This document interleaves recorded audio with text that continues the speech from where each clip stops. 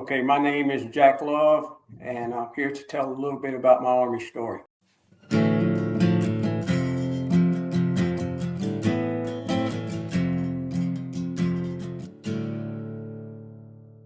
Jack Love, welcome to the podcast, brother. Yeah, thank you. Honored to be here, Jeremy. Thank you for the opportunity. The honor's all mine. Mr. Jerry, I was talking to him literally like 30 minutes ago, and he said hello. Um, and my friend, I don't know if you remember him. He's a first sergeant, like I said, down in Fort Polk for the training. And he was like, "Are you nervous?" And I'm like, "I'm not nervous, man." I'm actually really excited to get somebody on that is this well known and everybody appreciates him, right? Like you get like a sergeant major out there that one or two people are like, "Oh yeah, he's cool," but then everybody else hates him. I've never heard nothing but good things about you. Well, I appreciate that, and really, guys like Jerry Heim and countless people over my career has they're the ones that make the difference, and they're the one that makes our military the most lethal military fighting force in the world. It's the people. Hmm. So thanks. Yeah, I think what you said is important, right? Like, you've seen the changes, right, all the way from '87 till now. And you said most lethal military in the world, and so where I work at now, a lot of people don't know much about the military. They think, I think the most like military thing they've seen is like Black Hawk Down, right, or I mean, I know they got that new movie Warfare out, but they didn't think that when we were downrange in Iraq and Afghanistan that we were actually doing some war fighting. And it's very Yeah, surprising to me that the population out there didn't know that conventional infantry units were patrolling streets and taking rounds and everything like that. I don't know what they thought we were doing, but it's yeah, important to know that we are still the most lethal fighting force in the world. yeah, without a doubt. Um, so you're I know that you're in the transition of retiring, and uh how is it now? Like, how are you feeling that's almost to an end? Certainly different. Hmm. I did my change of responsibility slash retirement ceremony back in early October. Uh, Left Korea just before Thanksgiving. So I've been back here in the States now about a couple months. Hmm. Uh, Not doing much other than trying to do PT every day. Certainly not looking to work anytime soon. Yeah. Just relax, uh, figure out what I want to do next. But I think transitions are all what you make it. Hmm. Um, you know, and I used to tell people in the military for years, attitude is our biggest combat multiplier. That's if it's positive, optimistic, can do.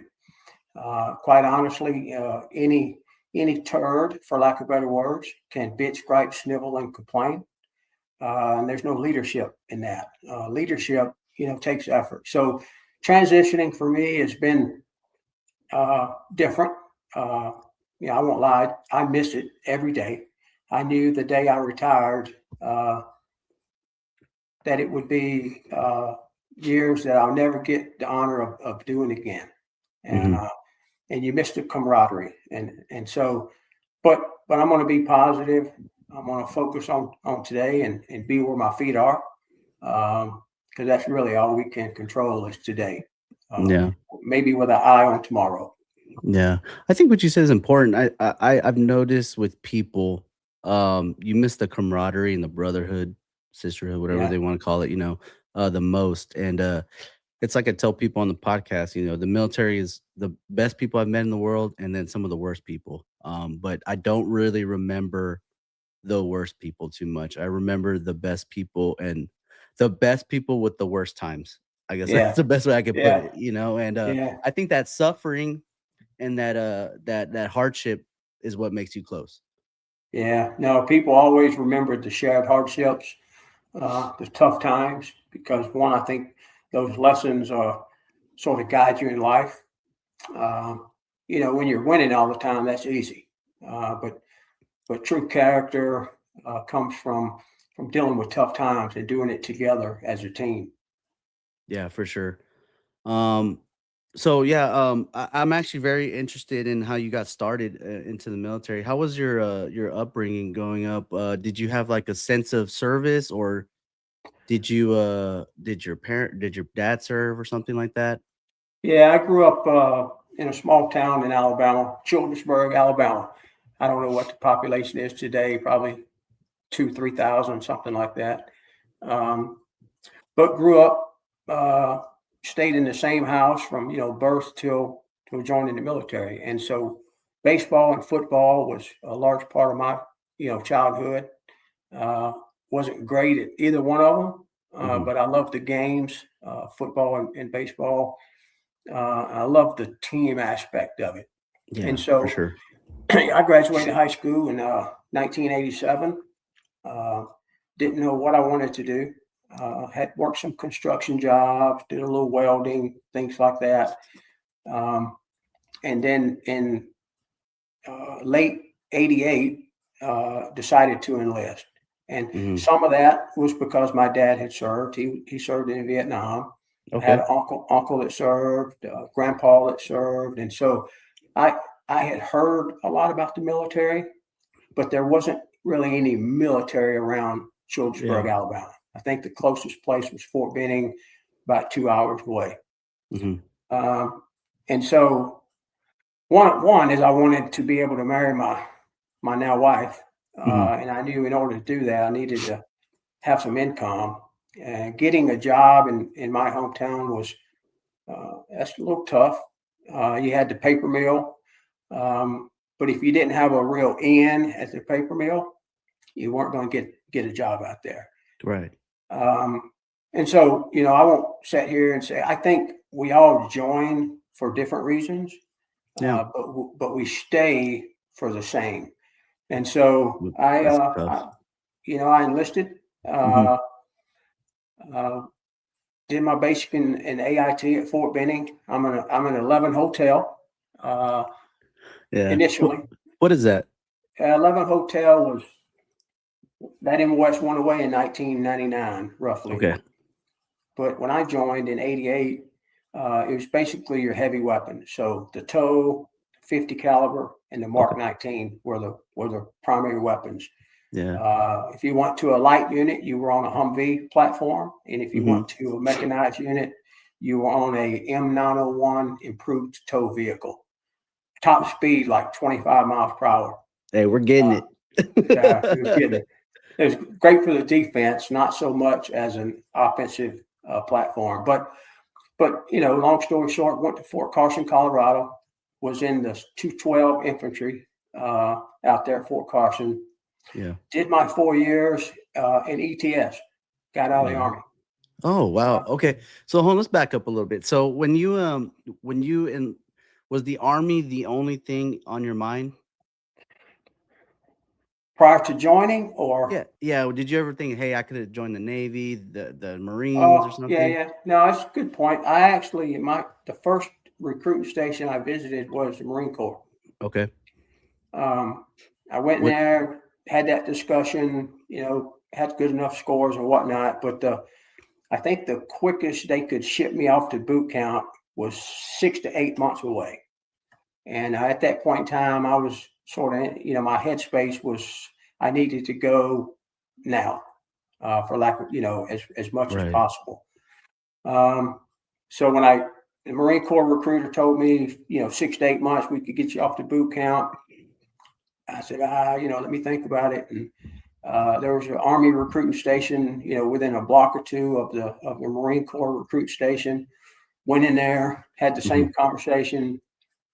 They said, "Hey, we can ship you off to boot camp, basic training." And I think it was like 45 days. Okay. And what drew you to infantry? I mean the 87, I mean peacetime, right? Like what really drew you to that? Uh, well, to be honest, when I went in there, I was told, hey, countless options. Get down to MEPS. I had two options. It was either be an infantryman or be a cook. Uh, Okay. Nothing against our cooks. Matter of fact, I've grown to love them. All right, you can't fight if you're not fed. Right. But I was not going to be no damn cook. That's just me. So, matter of fact, the only thing I remember at MEPS was my Uncle Jerry, who served a long time as an infantryman. He said, Jack, just remember one thing, whatever you do, don't join the infantry. And I was like, and I remembered that, but and of course the videos, you see the videos of people jumping out of planes, shooting weapons, you know, explosives, things like Yeah. that. And it sort of, to me, it sort of equated to, a tough culture, like maybe football, Yeah, for sure. a brotherhood. And so I joined. Um, I didn't love the Army my first 4 years. Hmm. Just to be honest, I didn't hate it, but I certainly didn't love it. And my light switch moment had not yet come on. And what I Right. mean by that is I liked it, but I had not committed to the profession just Yeah. yet. And to me, I was just trying to do the best I could each day, but I hadn't bought in to what it means to be in a profession, the profession of arms. So as my time sort of dwindled down, I ETS'd and moved back to Alabama. Yeah. Let's get it. I'm very interested to hear how the basic training was in the 80s. I won't lie to you. When I first got in, I don't know if they're being truthful. I'm not calling anybody out, but you know who you are. But I used to have NCOs be like, oh, they would hit us in basic training and stuff like that. And I'm not too sure, right? I'm not everybody like my idea when I joined, I'm the same way. Well, that's not true.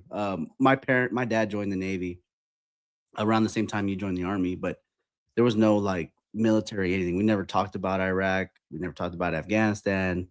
And my idea of the boot camp was the Full Metal Jacket stuff, right? So, Yeah. what was it like joining during that time?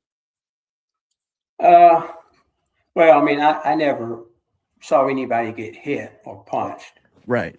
Uh, Now they might have been, I was a private in '89, January '89, going Uh-huh. through basic, and then in 1999 I was a drill sergeant. Oh, okay. And to be completely honest, there wasn't much difference, uh, That's regardless of good. which side of it you were on. Mhm. I think uh, probably the biggest difference that we were taught in drill sergeant school. So I'm fast forwarding a little bit, but Right. it equates back to 1989. In '89, I think most of society grew up in places that didn't use a lot of cuss words, Mhm. or harsh language. Most, not all. But by the time I became a drill sergeant, a way to shock and awe, young recruits, young privates, was to not use that type of language. Not saying we didn't, but uh, it was a shock. I got the basic training. It was tough. Right. I miss my mom. I miss my wife. I got married about 2 weeks before I shipped off to basic. Okay. So got married 7 January, 23 January 1989. I started basic training, and Mhm. uh, and it was a long 13 weeks. Yeah. Uh, So, I mean, you played sports and everything like that. Did you find it easy? I mean, were they doing that ability group run stuff at that time or no? no, no, you got in formation, you ran. I didn't find it. I didn't find it easy, Mhm. um, but I didn't find it hard. I mean, Mhm. I had done harder things in summer camp of football, Yeah. where you're doing 2 a days practice, lifting weights. So the physical portion wasn't like you know that it wasn't that demanding, but it was still tough. I think Yeah. foot marches and things like that were a little different because not many young high school age people are out walking 12 miles with a rucksack Right. all over Yeah. the place. Especially Uh, if you ain't got the height advantage like myself. I like what you said there because I felt the same way, right? Basic training to me was real easy. I thought football 2 days in the middle of Texas during the summer was way harder. The only yeah, thing I think was the hardest part for me was the unknown of what I was going to do the next day. Yeah, that's fair. Yeah. So, and then like my obviously I miss my dad, and but I think the unknown factor is the hardest part. Like, hey, like football, I knew I was gonna go do the practice, but the physicality was easy, but just not knowing is tough, you Yeah, know. yeah. No, I think that's well said. Hmm. But I also know that you build friendships in basic and that are equal to or greater than Hmm.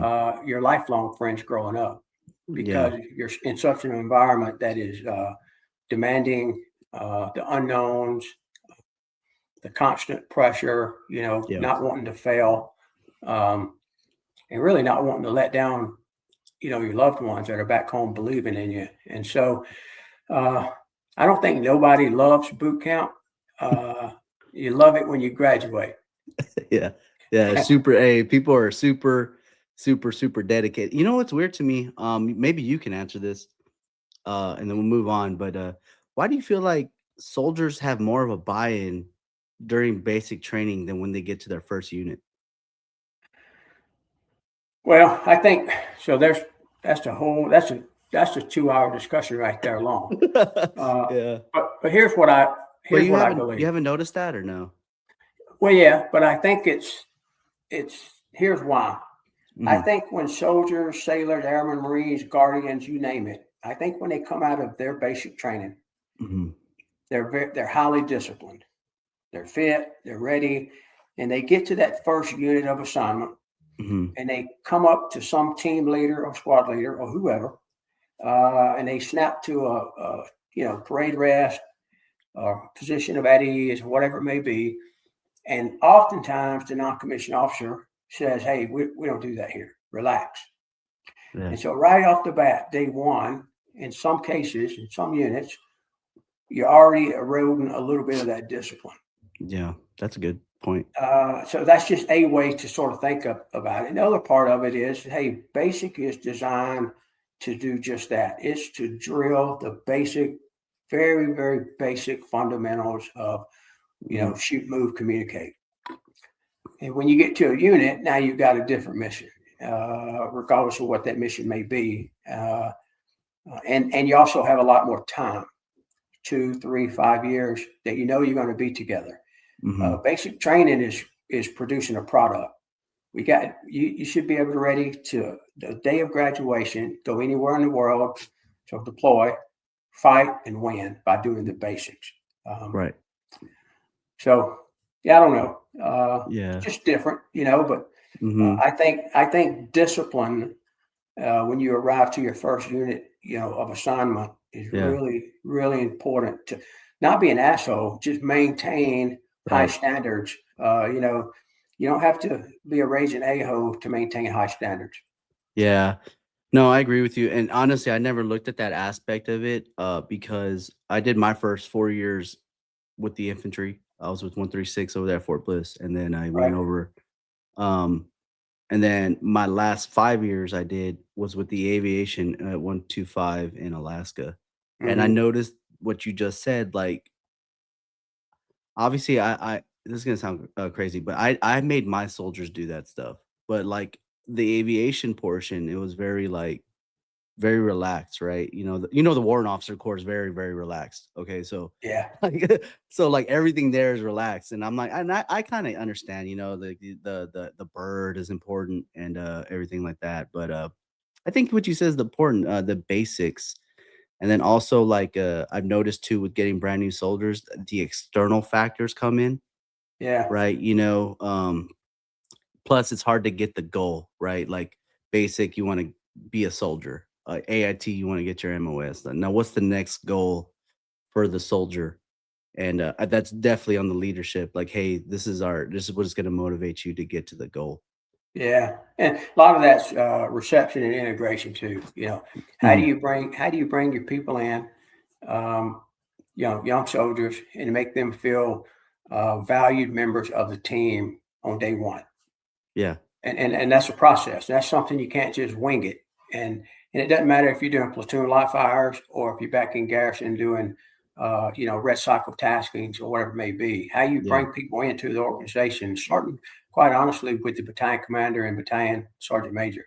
Yeah. Everybody needs touch points, Mm-hmm. but reality is down in the fire teams, the squads, the platoons, and companies. And Yeah. so having the right leaders in place in all those positions, I Mm-hmm. think it equates to a great reception and integration program. Yeah. Uh, You know, I'd like to complain on something real quick. You know what bothered me the most? What you talk about, like red cycle tasking, was when leaders, NCOs, first line supervisors, or even some officers, I disliked, or I'll even say hated. I didn't like it when they would tell the Joes, whatever, the soldiers to do something, and then they would say, "Well, they said it." I'm like, no, dude, it comes from you, man, yeah, and that really bothered me. That I felt like the leadership in my last unit, they did it a lot, and it was never like, hey, just make the decision, and if you make a bad decision, like, or you say something wrong, you just got to live with it, right? Like, it's not the end of the world. For yeah. example, I used to I Ownership. yeah, ownership. So being the medical NCOIC, I used to have a lot of first sergeants and platoon sergeants come up to me like, hey, he's got a PT test, he's not ready, I need a profile. I'm like, dude, send him home, talk to your commander tomorrow. Yeah, I was like, deal with it. I was like, it is what it is. I was like, you don't need me or the doc or the PA to give a profile for 24 hours just because they're not ready. I was like, yeah, just send them home if they're truly sick. Talk to your commander. I'm pretty sure the battalion commander, sergeant major is going to understand for that moment, not continuously, right? And then yeah, do your job. yeah. No, that's right. Be ownership, uh, being accountable, um, and and being where your feet are. Whatever you're doing today, that's what's important. It doesn't Hmm. matter if you're scanning ID cards at the access control point. Be the best doggone ID card scanner Hmm. on the installation. Have pride in what you're doing today. And Yeah. I think sometimes when we're doing certain things at whatever unit, we sort of throughout the global war on terror, we sort of got into this mindset of if you weren't downrange kicking indoors or doing that mission, then everything else was less than. So I always made it a point to really try to remind our leaders that whatever we're doing today is what's important. Right. Whether that's Battle 06, scanning ID cards, or jumping out airplanes, whatever it was, and Hmm. they had to make it matter, but they had to own it. Hmm. Couldn't be the first sergeant or the platoon sergeant or whoever just saying, this is important. It Yeah. took layers of leadership to make sure that everybody understood the importance. Yeah. Absolutely. So let's get into your first duty station. You said Colorado, Fort Carson, right? And what's it like day one with the battalion? I understand you got reception and all that stuff, but when you get to the unit, what's it like? For me as a Mhm. private, Yeah, you as a young private back then. uh, I don't remember a lot, but what I do remember is I got to my company area. Hmm. Uh, Nobody was in there except my platoon sergeant, Okay. Sergeant First Class Mitchell. Yeah. He was from Pennsylvania. Uh, you know, he said words I never heard, like yawns, and I probably said words that he hadn't heard much of, being from Alabama. But I get to the company area. He said, "Hey, Private, the platoon's in the motor pool." So he took me down to the motor pool, introduced me to my first team leader, Sergeant Atulu. Great man, great NCO from Samoa. Uh, he wasn't a physical, PT specimen, but Hmm. he was probably the toughest person that I'd ever, known at that time. Right. And just a hard worker, cared deeply about making sure that his soldiers were trained and that he took care of them. And Yeah. so I made friends. It was you know 89 to 92. We didn't go to Desert Shield, Desert Storm. Okay. Our mission at 4ID, now we did 4 NTC rotations and we did Yeah. 4 Pinion Canyon maneuver site rotations, which What is were that, Pinion Canyon? Pinion Canyon was basically a replication of NTC. Okay. It was just done down in the southern portion of Colorado, desert environment.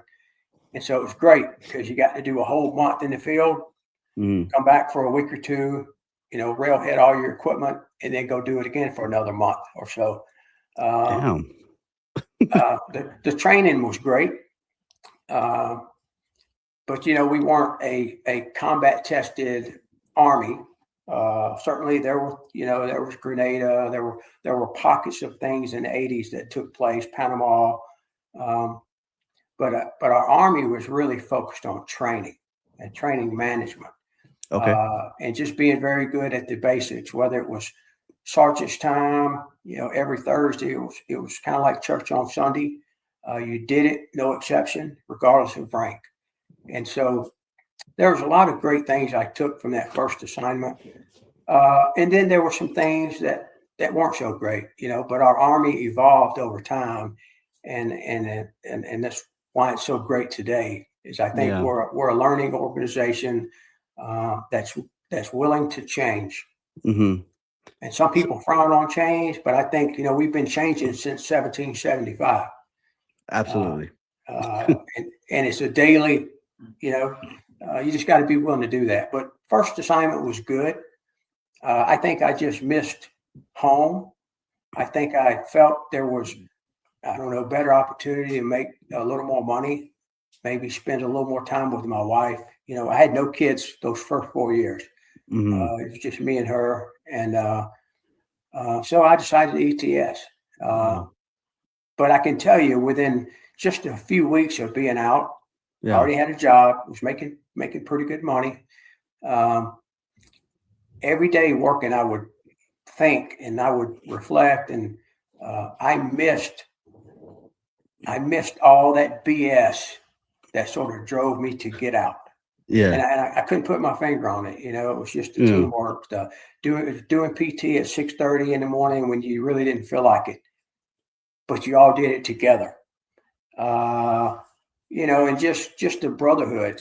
It's kind of like being back in high school playing football. You always had each other. You had a mission, and you felt the importance of what it meant, to wear a cloth. What was like so how long were you out for? Almost 6 months to the day. Okay. So what was the conversation like with your wife? Because I mean, obviously you had the conversation getting out. What was it like? Like, hey, I want to go back in. Yeah, I told her, I said, hey, I think I want to go back in the Army. And she said, hey, whatever you want to do, I'm all in. Mm-hmm. The only thing I remember telling her is I said, hey, if I do go back in, then I'm going to try to make it a career. Okay. And I didn't know the career would mean 37 years. I didn't know what that meant, to be honest. I just knew that I just wanted to try to be the best that I could be, really commit to what we were doing. Mm-hmm. Now granted, as a young specialist, you really focus on yourself, maybe your fire team over time. But she was all in. And it just took me about 6 months to get back in because 92, 93 time frame, the Army was drawing down from Desert Shield, Desert Storm. And, no recruiters were looking for prior service. Oh, okay. They really wanted the, 18-year-old right out of high school. So it took me some time. I would go every week and say, hey, you got any? I didn't want anything different. I ETS as an 11 hotel. Wanted to just go back as an 11 hotel. Yeah. So there's a long story to how that came about. But when I finally got my opportunity, I jumped at it. I went to Montgomery Melts. They offered me a few places. I took the 24th Infantry Division, which is now the 3rd Infantry Division. But back then it was 24th ID. You had 2 brigades at Stewart and 1 brigade at Fort Benning and over on Kelly Hill. And so because that was closest to home, I took 24th ID over at Kelly Hill. Okay. And you're young, like what, 21, 22 years old? Well, I joined at 19, so I was 23 probably when 23? I came back in. Okay. And how, like you going back in specialist again, 23 years old, more mature, right? Little. And then so when you report there, it was 19. What'd you say? 93. 93. Okay. And are you like, did you buy in right away, or did it still take you some time? No, because those 6 months that I had got out, I was in the National Guard. Oh, okay, good. And that was part of it too. I was the National Guard in the early 90s was not the National Guard that we have today. Right. Today's National Guard is phenomenal. Mhm. I don't know if I would use that same word to describe at least my unit in the National Guard back then. And so, when I came back in, I had a few months just being a Joe. And then my squad leader, platoon sergeant, sent me to PODC, now the BLC, Basic Leaders Course. But back then it was the Primary Leadership Development Course.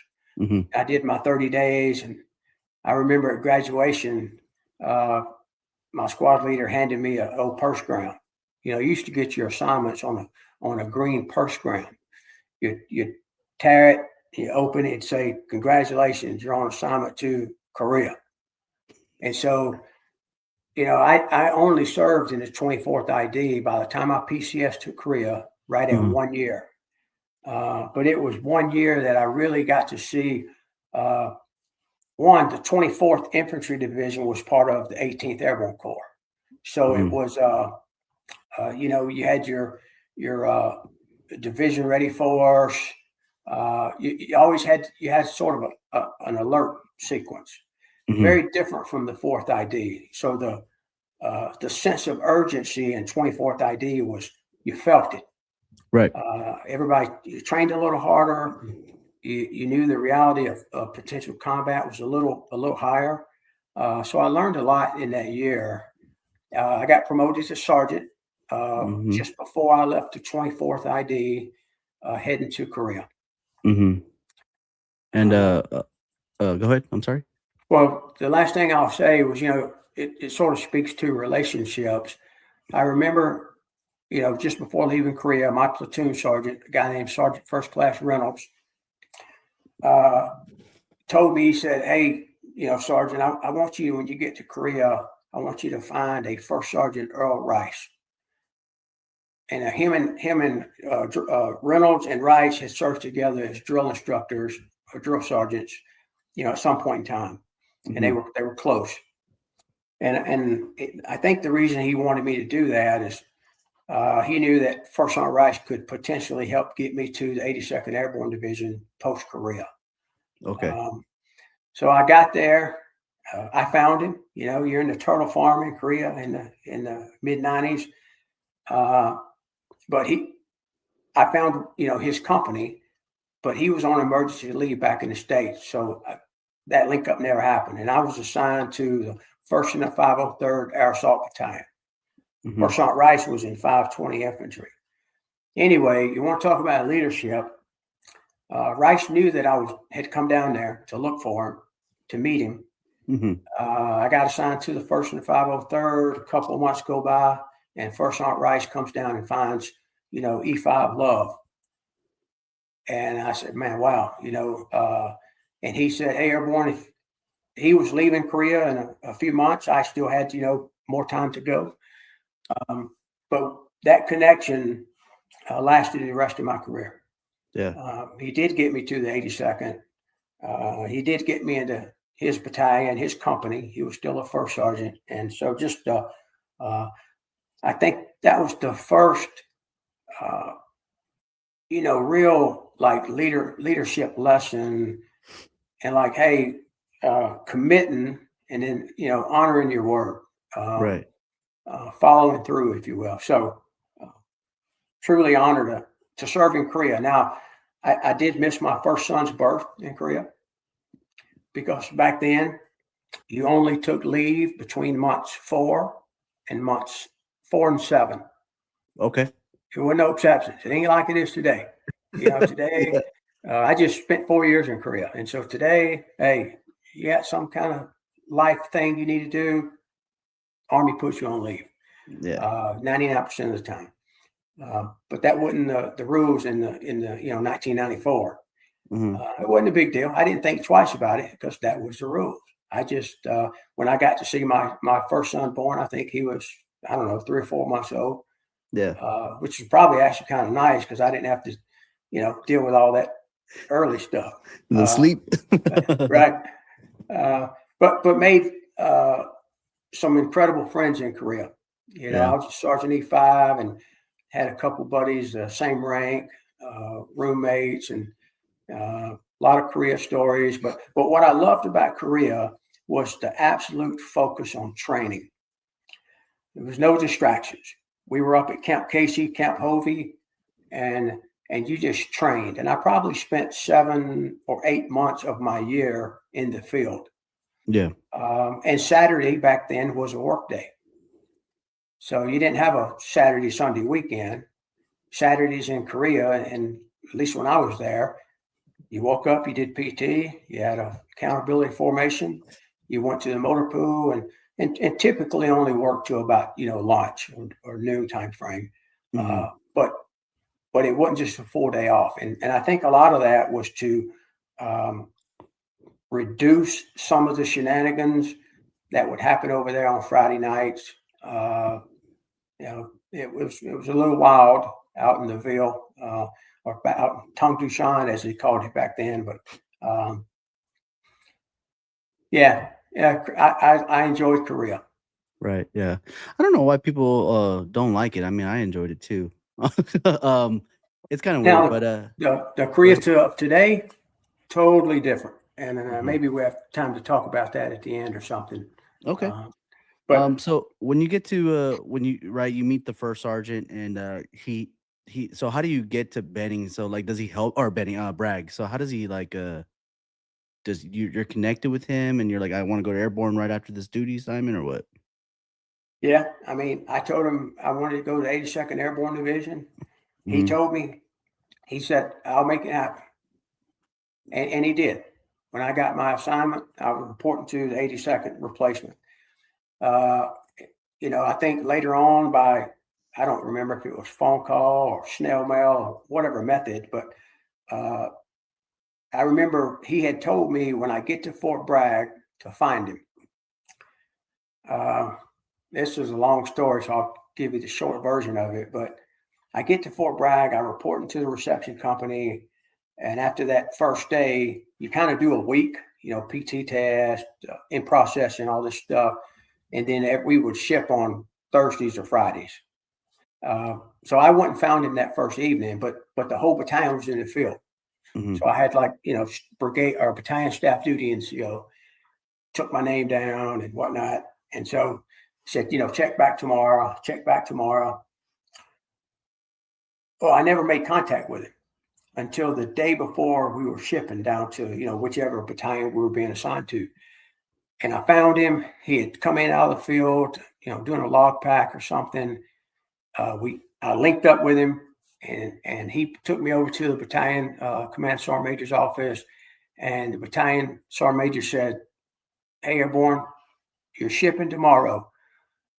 Whatever you do, don't be in the formation when it's time to ship." And I'm like, "Oh Lord." So Yeah.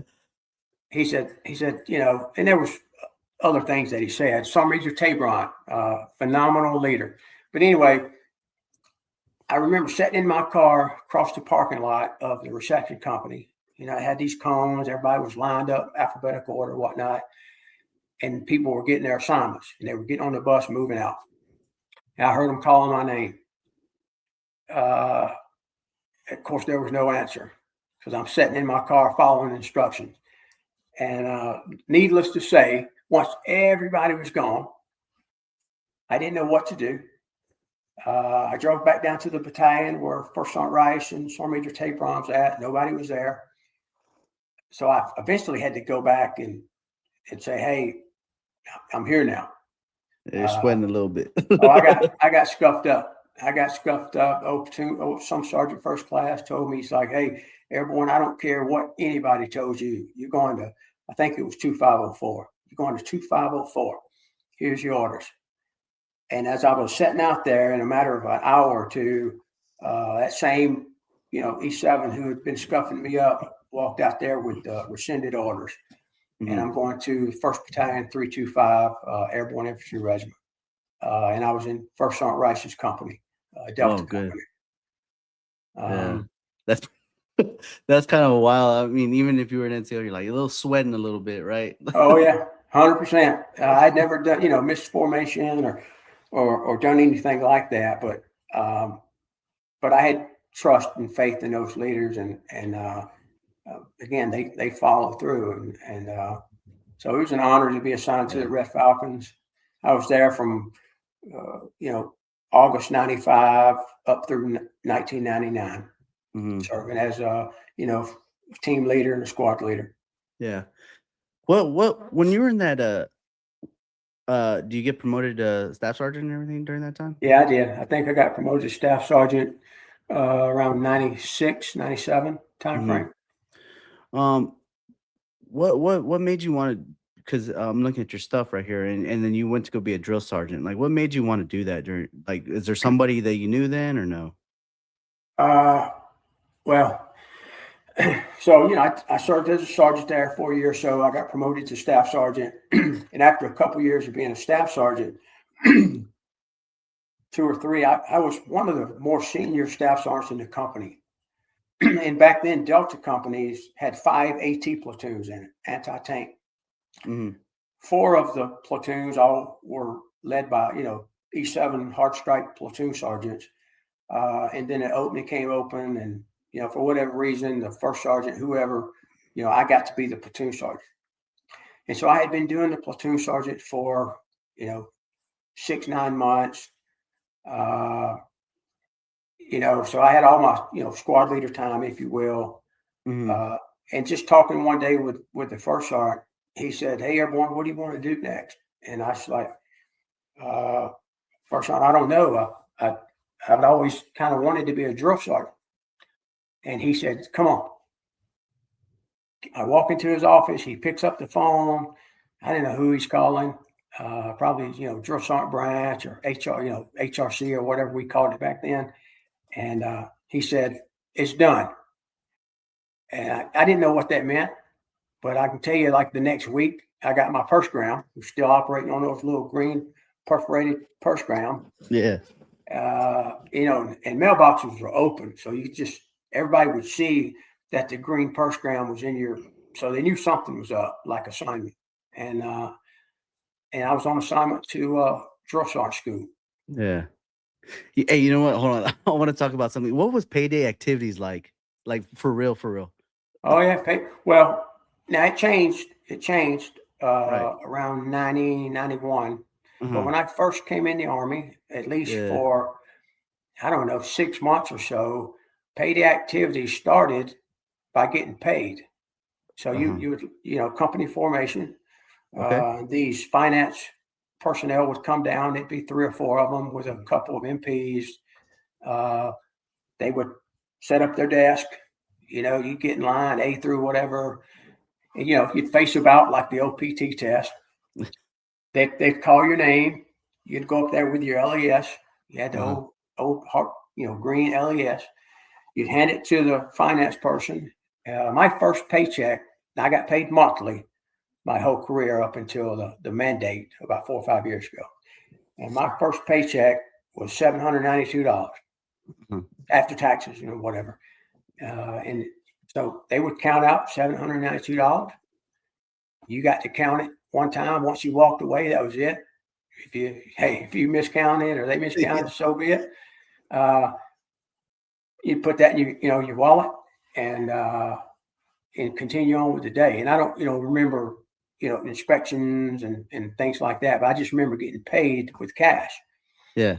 And the one thing it did ensure is that you made damn sure your buttons were buttoned. Yeah.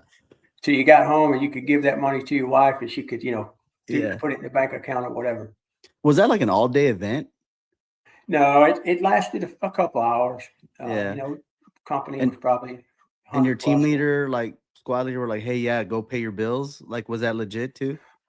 Well, in 4th ID, yes, we had we had payday activities Mhm. sort of tied to, family time, and you'd get off about 1,300 or so to do that. But nobody really used that time. I didn't, to pay bills. I just was off a little early. Yeah.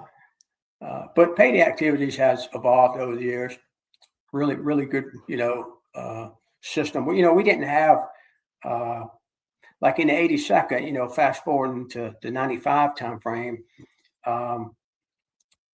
we had payday activities, but what we didn't have was the dedicated sergeant's time that we had in my previous units. Okay. And I the sort of the mentality there was every day was sergeant's time. Sergeants, non-commissioned officers, really ran the 82nd Airborne Division, and it was enabled by the commanding general. So in every CG sort of had that mindset that non-commissioned officers had to be empowered, Right. and lead, because he knew that, at the end of the day, you're going to win in conflict by small teams that understand the commander's intent, and you got to trust in the NCO Corps. Mhm. That's just the reality. So payday activities is, there's good and bad to it. I think it's something that more units need to do, even still today. I think most do it, but maybe not all. Some of the low density sometimes might have a harder time doing that, Mhm. just based on working in wherever, a clinic, or based on their job. Yeah. But I think it's important to tie it back to traditions, history, pride in uniform. Yeah, for sure. Leaders truly getting to spend time eyeball to eyeball, and effective counseling that's focused on growth, Mhm. potential, and just having real discussions about, hey, this is how I see your performance, and Mm. you're probably 6 of 8 right now, but how can we make you better? And so all those Right. things that play into paid activities is really important. Yeah. What you say is important too about the uniforms and following up and everything like that, because I feel like, well, when I was in, I don't know how it is now. I got out 2021. So you had to go to the board, right? So I remember one time I had to send a specialist. He's been in for like 8 years, and had no intention of wanting to get promoted, right? But the army Yeah, was like, no, he has to go. There has to be a reason, right? And it was like, I was like, hey man, you're gonna go to the board in about 2 weeks. And he's like, my uniform don't fit at all. So I'm like, yeah, and that's what I felt like. My unit, obviously, they didn't do payday activities or uniform inspection. But I think that's a good reason why, like, hey, you never know when your moment's gonna come for like a soldier of the month board or something. And then also like what you said about hey, you're 6 out of 8 or whatever.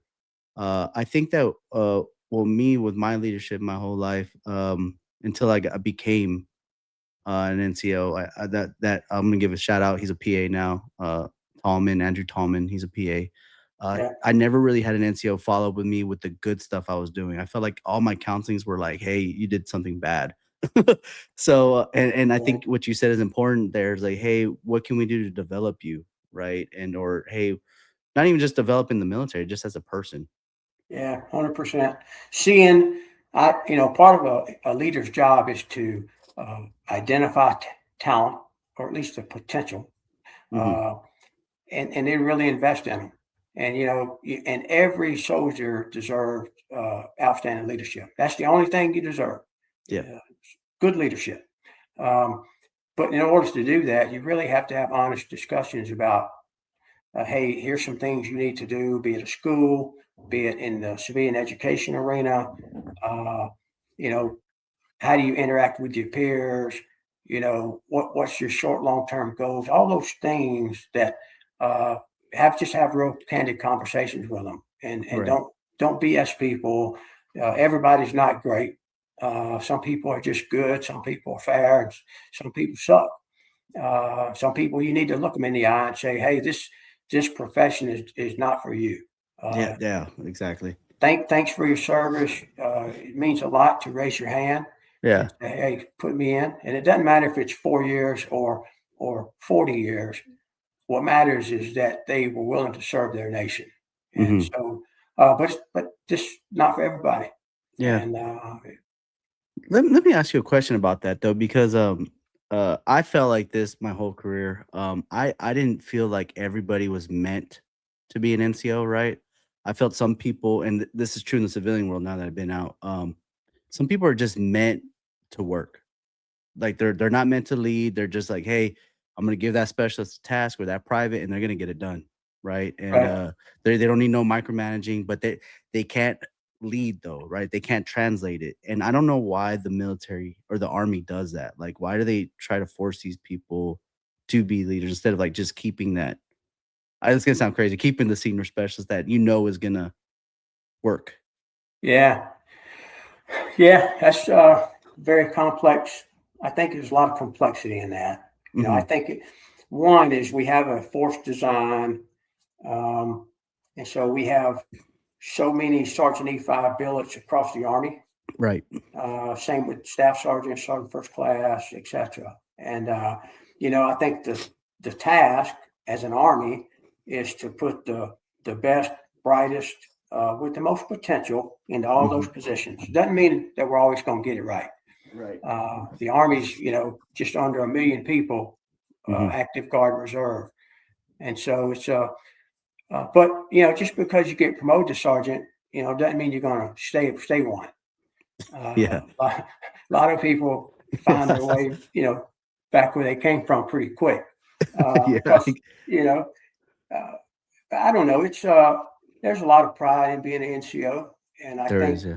the majority uh, take on that leadership mantle. They want to take care of the soldiers. They want to accomplish the mission, but they're also learning. No Sergeant E5 in the Army really knows what they're doing. Hmm. Neither does any brand new second lieutenant. Um, that's why, to be quite honest, a second lieutenant's OER is never really even seen at a board because the Army, knows that a young lieutenant's going to make some mistakes. Oh, that's By the time they become first lieutenant, game on. And right. much is the same for Sergeant E5. We're not going to put a whole lot of stock into those NCO evaluation reports. Mhm. Uh, some, I mean, you can see attributes at that rank, uh, but by the time you make staff sergeant, then the expectation is how to be, what's expected as a non-commissioned officer. Right. The things tied to be, know, and do are Yeah. critically important. Uh, and I would always tell people, young NCOs, hey, you're going to make mistakes. So will I. The key is to learn from those mistakes and don't do them again. Mhm. And definitely make sure they're not illegal, immoral, or unethical. Everything else we can live with it. You have a soldier get a DUI, so what? It's not the end of the world. You coach them. You hope they don't repeat that. Uh, but it's not the end of the world. Nobody's shooting at us. Right. And that's how I try to measure everything. If I'm not being shot at, Mhm. everything else is it's okay. Right. Cool, cool. Let's get back on your story timeline Okay. here. We'll probably do, if it's okay with you in the future, we'll do like a leadership podcast. So, Okay. uh, okay, so you wanna go to be a drill sergeant and, yeah, okay, so you go be a drill sergeant. Yeah. I go to drill sergeant school at Fort Jackson, and then I get my assignment to Fort Benning. Uh-huh. Uh, was coming up on the end of my 2 years. I love being a drill sergeant. Uh, Up to that time, I would say there's nothing better. It's just awesome to be able to, back then, infantrymen it was all male. So we had not yet brought in the females to the infantry. But I loved seeing what, you picked up on day one. You'd see I'd get my 60 as a drill sergeant, Yeah. and then seeing them develop over that, 13, 14 weeks or whatnot. And then the pride you see on graduation day is tremendously fulfilling. I loved those are 18, 19-hour days. Yeah. And that's 6-7 days a week, easy. But I loved it. Mm-hmm. I had assignment instructions to go back to the 82nd Airborne Division coming up on the end of my 2 years. Mm-hmm. And then my battalion sergeant major said, "Hey, Drill Sergeant Love, you got to go see the brigade sergeant major." And I'm like, "For what?" He had no idea. Yeah. So I get up to the brigade headquarters. I think there's about 7 of us, Mm-hmm. all E7 drill sergeants. And the Army had just came out with the Army values, the posters, Yeah. like 01 time frame. So I had all the loyalty, duty, respect, etc. And the brigade sergeant major walked in, in the conference room with the 7 of us standing in there holding one of those posters. And I think it said duty. I think that's the one he had. And he said, "Men, you 7 have been involuntarily extended to do a 3rd year on the trail." He said, if anybody has issues with that, you can stay behind and we'll talk one-on-one. There's more to it than that. But so when he finished, they all left. I didn't. He said, "Drill Sergeant, what's the problem?" I said, "Hey, Sergeant Major, I got promoted to Sergeant First Class in '99. So first cycle on the trail, I get promoted. I went to Drill Sergeant School as a staff sergeant, reported to Fort Benning staff sergeant. Somewhere in that first few months, I pinned on E7. Mm-hmm. So now I had basically done almost 2 years as a drill sergeant, E7. Yeah. But I hadn't been a platoon sergeant yet. Mm-hmm. And I knew that being a platoon sergeant was really important. Yes. And so what I was asking, long story short, is to not be involuntarily extended. Although I loved it, I wanted to go back to 82nd Airborne Division. Told him I was on assignment, and he told me, "Hey, being a senior drill sergeant is the same as platoon sergeant." And I wasn't the smartest, but I was smart enough to know that there's some truth in that, but not everybody across the Army is going to view it that way. Those key and developmental positions, i.e. platoon sergeant, they matter. But at the end of the day, I did a 3rd year. I loved the 3rd year too. I was just, I was certainly ready to get back to, a unit outside of IET and basic training. And so I think April of 02, I reported back to Fort Bragg. 9/11 happened. Yeah. I'll never forget that. We were actually putting privates off the rappel tower. I was up top, putting them off the wall. We got word, and of course, we actually finished the day's training because, I think everybody was struggling with what just happened. What does that mean for tomorrow? Nobody knew, but by the time we got back in and sort of realized what had happened, we basically continued mission with some modifications, i.e., I think we had a DA6 duty roster where drills would have to occasionally go man the one gate that we had leading into Sand Hill. Oh, okay. But other than that, I mean, life wasn't that much different.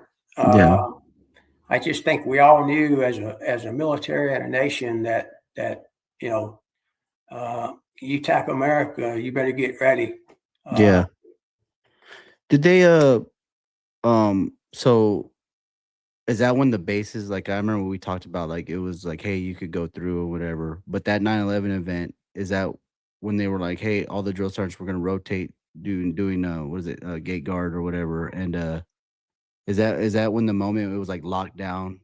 Yeah, really, from the time I enlisted up until 9/11, most, if not all, but most Army installations were open post. Mm-hmm. Fort Carson, when I was there, was an open post. Fort Benning was an open post. There were no gates. There was no, access control point. Any of the places that I had been, Korea had them.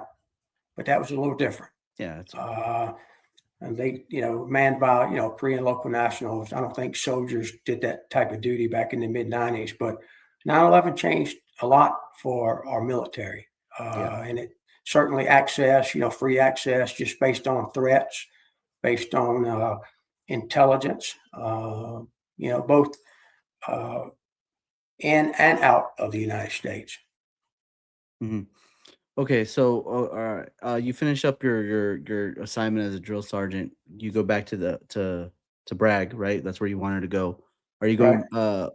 Did it matter what battalion you were going to go to? Like, did you care, or you just wanted to go back to the Bragg? I wanted to go back to the first and then 325 because hmm that's where I had spent my, sergeant and staff sergeant years.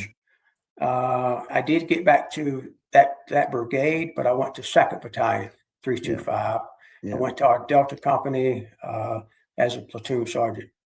Yeah. So let me ask you a question. I know that we're April 2002, and I know Afghanistan's going on over there. Right.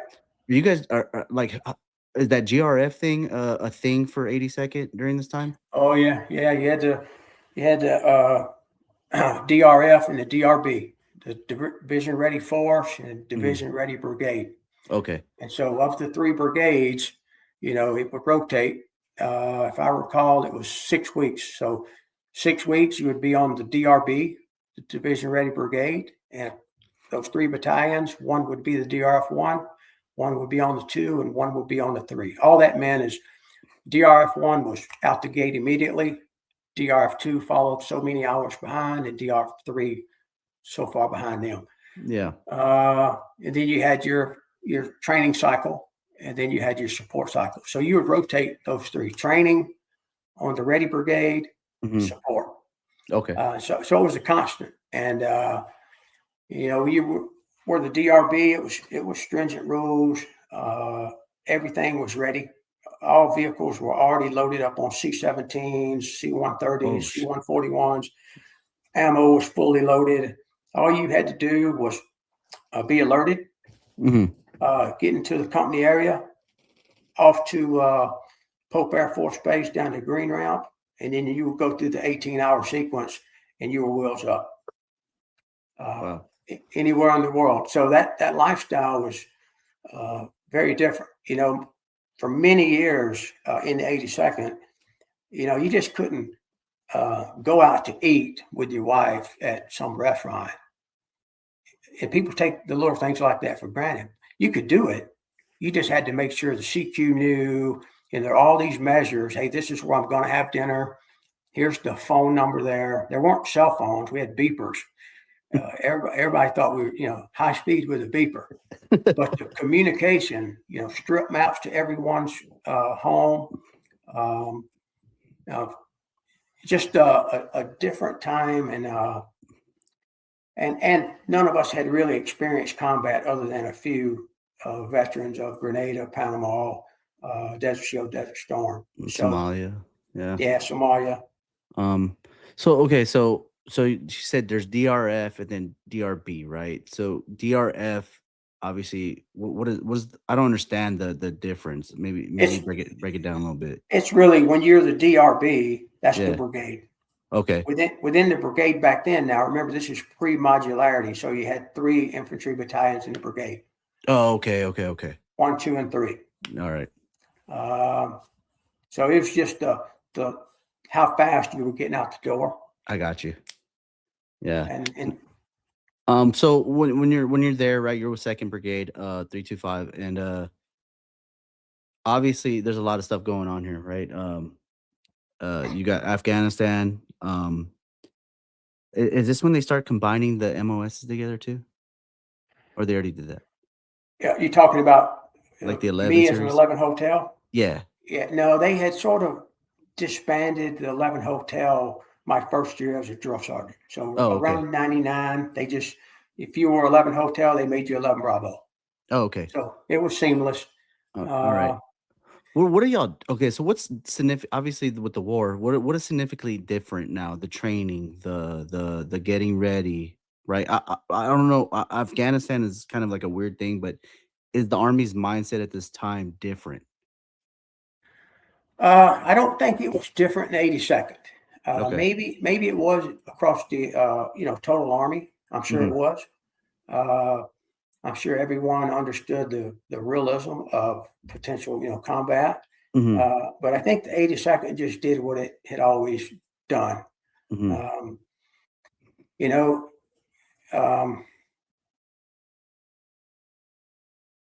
yeah, I don't know. I think it was just business as usual. You just did what. It would seem seamless, right? Like, I know we're gonna go into a conflict, but it's just normal. Like for us, like our training's gonna stay the same. The mindset's gonna stay the same. Yeah, right? I think so. I think so in large part. Okay. I hadn't went yet. Yeah. So when you're going through everything, I assume you guys could do like an NTC cycle or something. I'm not too sure how the whole DRF stuff works, but like when we entered to 2003, tell me what's going on during that time. Yeah, I would say near the end of '02, we started doing a lot of training exercises with Ranger Battalion, specifically 2nd Ranger Battalion. They were spending a lot of time at Bragg with our battalion. So we had a potential mission to conduct an airborne assault into Baghdad International Airport. So, I don't know, a couple of months or so of training, and then we fly to Iraq. Naturally, we didn't fly right into Iraq. We were not yet at war. Yeah. Our battalion went to Saudi Arabia. Okay. We didn't go to Kuwait. We were in a little camp, relatively close to the Saudi Arabia-Iraqi border. There was a lot of, potential mission sets being considered. When it all shook out, that task force, which is called Task Force Hunter, only kept our Delta Company. Okay. I was a platoon sergeant Delta Company, and really what the Rangers and the task force wanted was our 50 caliber machine guns and the 20 Humvees, across the company to have that capability, be it support by fire or whatnot. So I'm going to be careful here because I know I certainly don't want to get myself in trouble. Long story short, the rest of the battalion went to Kuwait. Okay. And they were planning more and more for the airborne assault into Baghdad. This task force, the X-Field, we flew into a small, airstrip that the Rangers had south of Osamawa, and then our Delta Company linked up with our battalion, and we were about 24 hours out from executing a mission onto the bridges of Osamawa. Okay. I don't want you to get too much into the engagements, but I do want to ask, what's it like being a platoon sergeant? And this is like the, I don't want to say first war, but you know what I'm trying to say, like real life mission. How do you feel? You're probably you're sergeant first class, right? Sergeant first class, Yeah. and how do you feel like leading these troops? I'm sure I was as scared as anybody else, to be honest with you. But I think my position, as a platoon sergeant, I couldn't afford or show, any of that. Yeah. I mean, we didn't know what was coming. We knew we were getting ready to invade Iraq. We knew there were real threats of, chemical and biological, contaminants being used. Right. So there was that risk, that fear. You didn't really know what the Iraqi army, how trained they were, how built into their defenses they were. You didn't know any of that stuff. You just, you had a mission. You certainly wanted to trust in each other. Right. default and believe in the training that you had, received and been doing for, days, weeks, and months and years. So I think all of the unknown was it's tough, It is, yeah. and we did some real fighting in our Samoa, Diwania, Ramadi. During the invasion, it probably took us, I would say, about 45 days or so as we were fighting all these, 3ID. It was to Baghdad. Right, yeah. There was a lot there's a lot. And so, Yeah. but we got into Baghdad, I don't know, a month or two into it. And to be honest, those first 2 or 3 months Right. were pretty calm. There wasn't a lot of fighting. There would be potential firefights here and there, but it wasn't up until around May or June of 2003, when we hit our first, I lost my first soldier, Specialist Chad Keith, to an IED. And that takes on that's challenging. And, every paratrooper had to sort of deal with that in their own way. I think my job was to remind everybody is that, hey, we got a mission. We got a mission. We can't change yesterday, but we can damn sure affect today. Yeah. By being ready, by being, I think our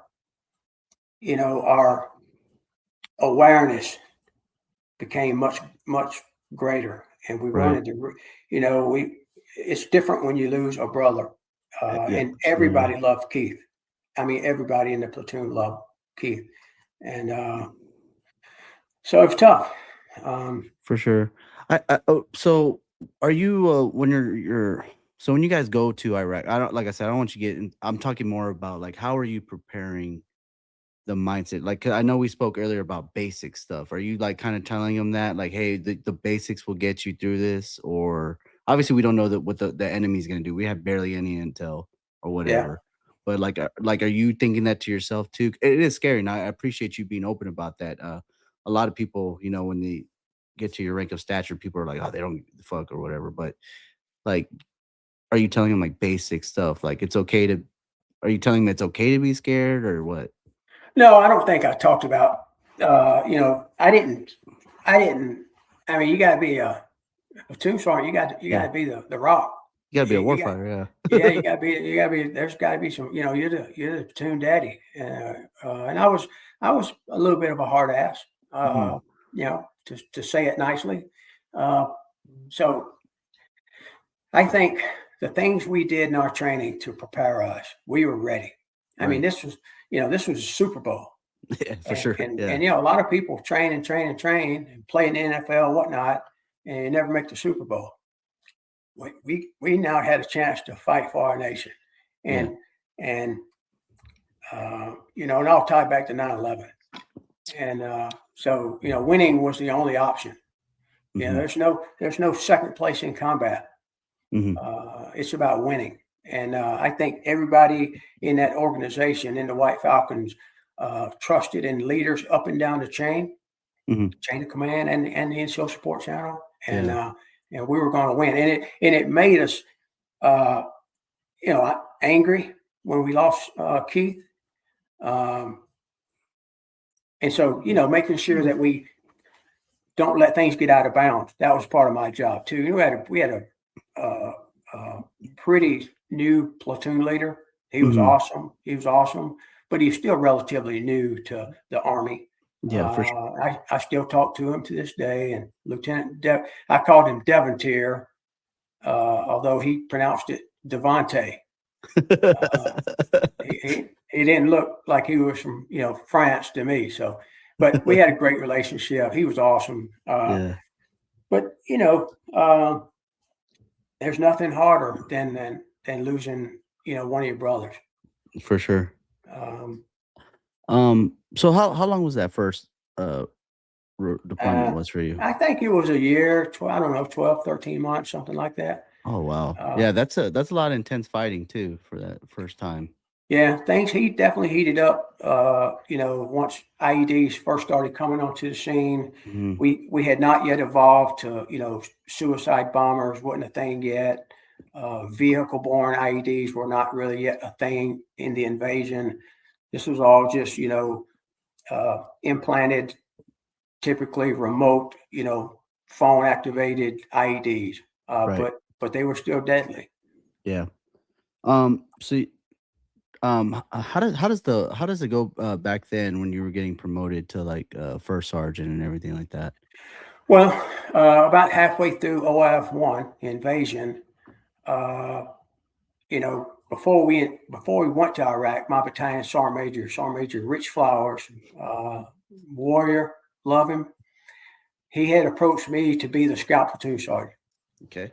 and I'm like, Sergeant Major, I'm in 11 Hotel. I don't know shit about scout tactics, but I had another platoon sergeant named Graham Baker who had spent Hmm. his whole career in LURS. I was What like, what Sergeant is that? Major, LURS is long range, reconnaissance. Oh, okay. Uh, very similar tactics to what scouts use and, reconnaissance, surveillance, whatnot. And so before the invasion, I talked the battalion sergeant major into taking Graham Baker. To, he's got all the knowledge, skills and experience, not me. So I got to stay in Delta Company. About halfway through that first year, I don't know why or, any of that, but he came back to me and said, hey, the battalion commander said, you're the new scout platoon sergeant. And so I had to leave my men. And that was really tough in the middle, especially we're talking, a couple of months or so after we lost Keith. And so now I got to go be the scout platoon sergeant that I know nothing about. The scout platoon leader was fixing to redeploy for a school or something. I don't know why. So I was basically the PL and the platoon sergeant. I didn't know nothing about what those guys did. I did know about standards of discipline. And I did know how to build teams that had mutual trust. And so, it was different the last 6 months because, scouts are in these small teams with snipers, spend a lot of time on rooftops, uh, and snipers did what snipers do. Hmm. Um, and then when I redeployed, it was a couple months later that I made the, list for Master Sergeant. Sergeant Major Flowers told me and Greg Nowak, uh, he said, I'm keeping you both in the battalion. I'm sure that was a little bit of a fight for him, across the brigade, but um, we did. I went to Alpha Company as a first sergeant, and Greg went to Delta Company. Yeah. Uh, And so you're in the rear, or you're at Bragg, right? When you get promoted. yeah, Okay. yeah. And you didn't have to go to MLC or anything yet during that time, right? No, there was no MLC back then. Oh, okay. Back then you just had, PODC, BNOC, ANOC. You had the first sergeant's course, but it was more of a functional course, like 2 weeks, and then the Sergeant Major Academy. So there Okay, was cool. no mandatory requirement for master leader course and Mhm. whatnot. Yeah. So, do you how's your tenure of like when do you take a company? Yeah, I pinned on my diamond and was assigned to Alpha Company in April of '04. Hmm. And I wore the diamond for just under 5 years, 4.5 years or so. I did 2 years in Alpha Company, and then I got pulled up to be the first sergeant at HAC Brigade after about 2 years. Oh wow.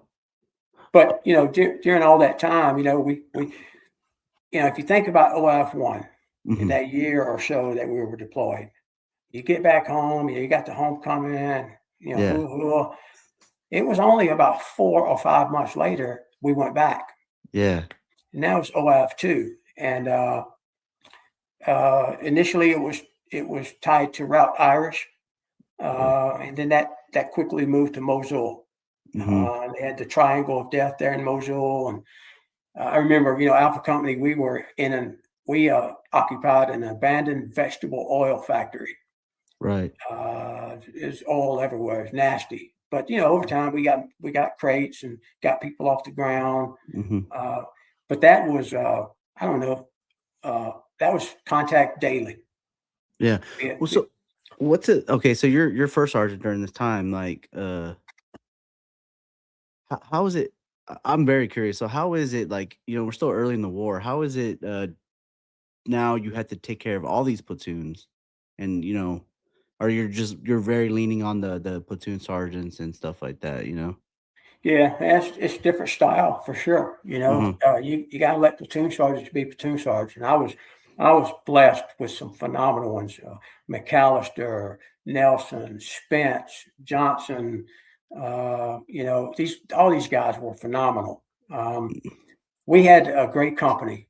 I would tell you, I believe in my heart, Alpha Company Second 325 was the best company in the entire division, Mm-hmm. and we had leaders up and down that were just war fighters.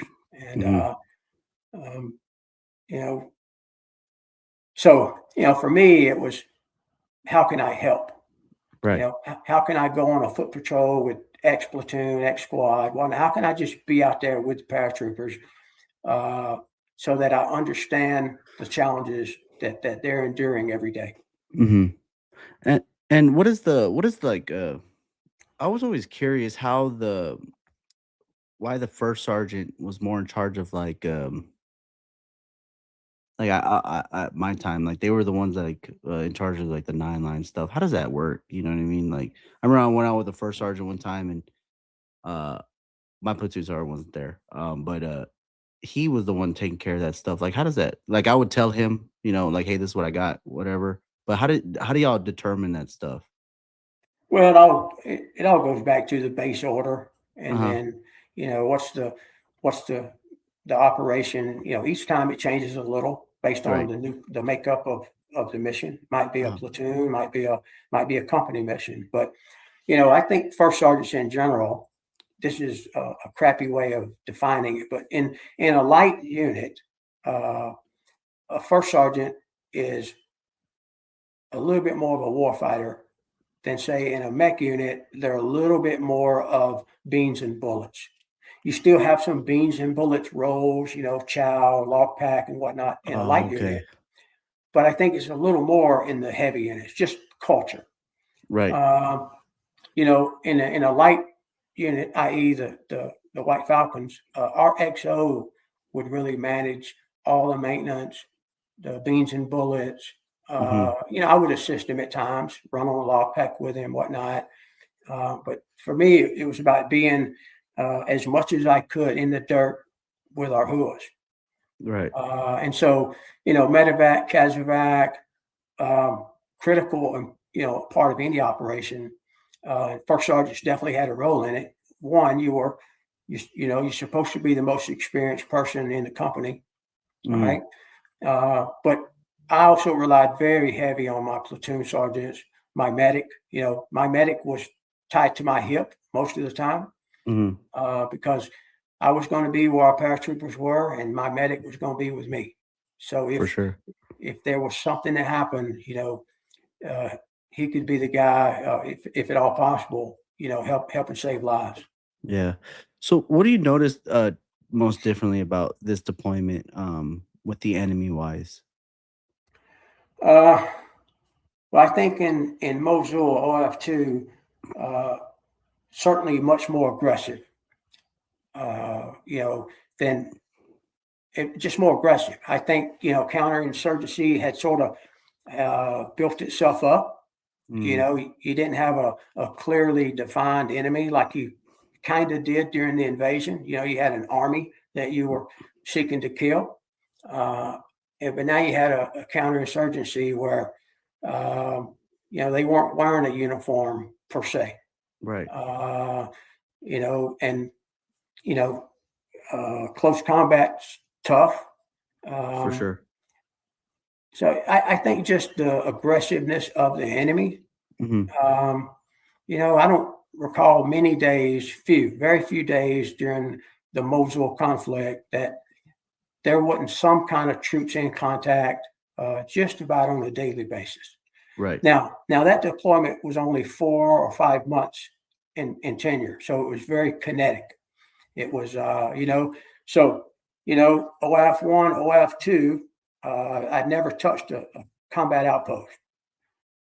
We made them and we lived out with the populace. And the same held true for my remaining deployments all the way until I became a HAC brigade first sergeant. So I think that was a lot of the culture of the 82nd. They weren't going to a fob.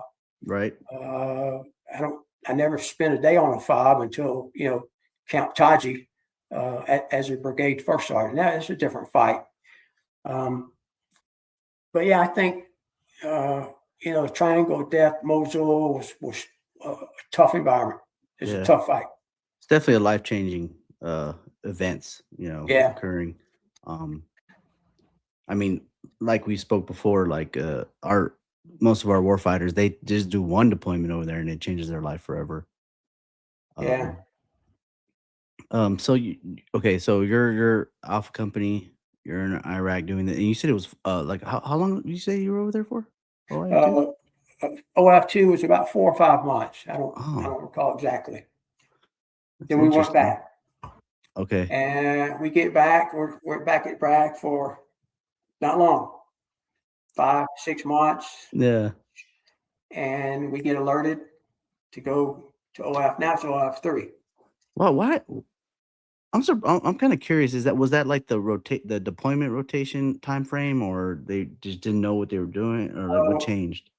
The 82nd really didn't ever wasn't on the patch chart, if you will, back then. So, my first 4 times I went to Iraq 5 times, Afghanistan 2 times. In my first 4 times to Iraq, I didn't have 30, 60, 90, a year to see it. Right. We got to do, CTC rotations. You got to do all this training, and then you go. You were the DRB or and there was a need. Mm-hmm. And so, we're back at home station. We're doing whatever training. We're the DRB. Been back 6 months or so, and they said we need a battalion back in Iraq. Right. And so this time, we ended up in Talafar. And Talafar is kind of the most eerie place I've ever been in all the places, be it Iraq or Afghanistan, because one, Talafar was sort of built on top of itself over centuries. Mm-hmm. Very, very congested, very, very old. You could enter a house on this street, and by the time you went down and through it trying to clear that house, you'd come over a block, you'd come out a block over. Right. Very, very different, Mm-hmm. for lack of better words. Also, pretty kinetic. Mm-hmm. This was the time when Colonel H.R. McMaster was the brigade commander. I don't remember the cavalry, brigade that he commanded by nomenclature. I remember we weren't necessarily happy about being attached to some doggone cavalry brigade. Yeah. But we didn't know what we didn't know. Right. We made the false assumption that we weren't going to be able to fight the way a light infantryman, fights. Uh-huh. But the opposite was true. Colonel McMaster, later on retired as a GO. He was brilliant because he through radio, through leaflets, through psyops, he communicated to all the people in Talafar, you have to this date to be out. And then if you're not out by that date, you're an enemy combatant. And so when we went in, everything went down. Buildings, people, whatever it was. That area got cleared. And then over the next few months, in a very controlled environment, only, we let the people back into the city who were, good. How did y'all determine that? Well, that was way above my pay grade. I mean, there was processes. Like, can you explain like how they told y'all to do it? Well, it was all vetted. Oftentimes, it was more. That was probably a little more of a battalion mission Mm-hmm. in terms of, you had to pay people money, that houses had been destroyed. So there's a lot of that was going on. Yeah. But at the end of the day, Talifar, just based on proximity and how close it was to Iran, was a bad area. Mm-hmm. And so, one, you had to get a foothold on it. Yeah. And then over time, we tried to rebuild it, buildings, water, all the things that a, a, a place where people live need, electricity and whatnot, Mm-hmm. eventually got sort of turned back on. But that deployment too was only about 4 or 5 months in Yeah. tenure. Um, I know this can be kind of a personal question, but did you guys lose any soldiers during this time? Oh yeah, we did. Yeah. We lost some Yeah. during each deployment. Just heroes. Keith Callahan. That wasn't during OF3, but guys I remember like Wobbler. Yeah. You I- know, I'm curious to like okay, so when you lose a soldier during this time as first sergeant, where's the first steps? Like, right, you hear it on the radio, and then or I don't know how you would. I don't know. I'm just assuming, right, radio. What are like the first steps you got to do?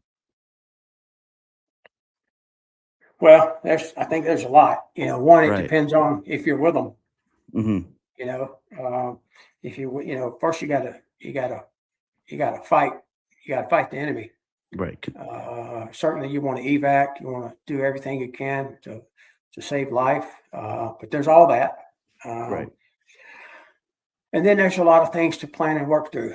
Notification of next of kin, right? You don't want that to get out sideways. You want it to be done right by the Mm-hmm. right people. Correct. Uh, there's making sure you get paratroopers or soldiers in the company the help they might need. Some don't need any. Some do. Every Yeah. person's different. Some people need to talk to a chaplain Mm-hmm. or just talk to a buddy about what happened. Yeah. Um, it's equally hard uh, to lose your brother, and it's tough killing those that need to be killed. Mm-hmm. And we certainly did our fair share of that. And Yeah. so all of that, I think, over time, mentally, emotionally, plays on everybody to a degree. And so, Mm-hmm. but I think the first sergeant's job is to remind everybody, hey, when you lose a brother, it's personal. It's Mm-hmm. personal. So how do we make it not personal but still be incredibly aggressive? We got a mission, and you can uh, reflect and think and cry. You can do all those things for 24 hours, but then it's time to go. Right. It's time to go. And our battalion leadership did a great job uh, of making sure that we got the help we needed, but we understood why we were there, and it was to fight. Mm-hmm. So you try to put it behind you as quick as possible. Never forget. You Right. know, every soldier that we've lost in the Falcon Brigade, I'll never forget a one of them Mm-hmm. ever. Um, Yeah. I think it's important. I appreciate you talking about this because it's important. It's like I told I don't know if you know who he is, Chris Rowe. I talked to him, and most of the people, right, I get on. I mean, obviously, my friends, they were retired master sergeants or captains and stuff like that. But the soldiers, when they're on these missions and stuff like that, they do take it personal, right? And then they yeah, start talking about like, was this mission really worth it, or do they know what they're doing, and does it hurt them, right? Does it hurt the first sergeant? Does it hurt the company commander, or does it hurt their battalion or sergeant major? I think that's important for you yeah, guys to talk about because at the same time, like what's big army to a soldier, right?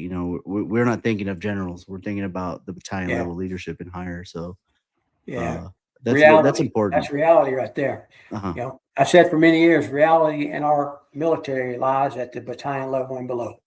Hmm. It just is. You know, that's where it's real.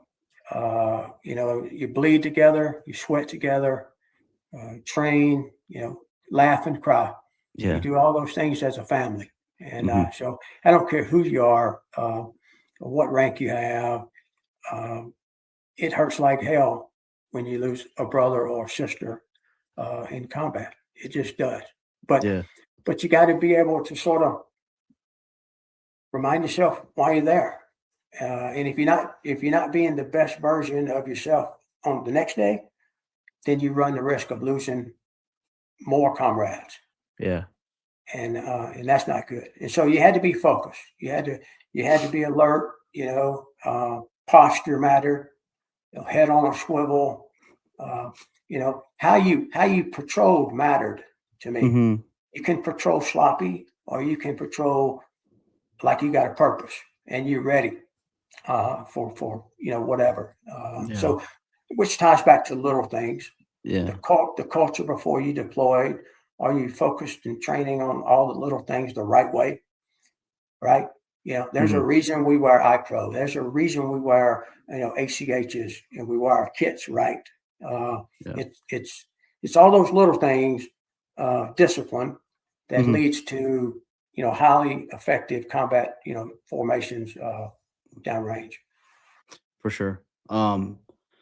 Uh okay, so let's talk I want to kind of talk about before you move to the brigade HHC.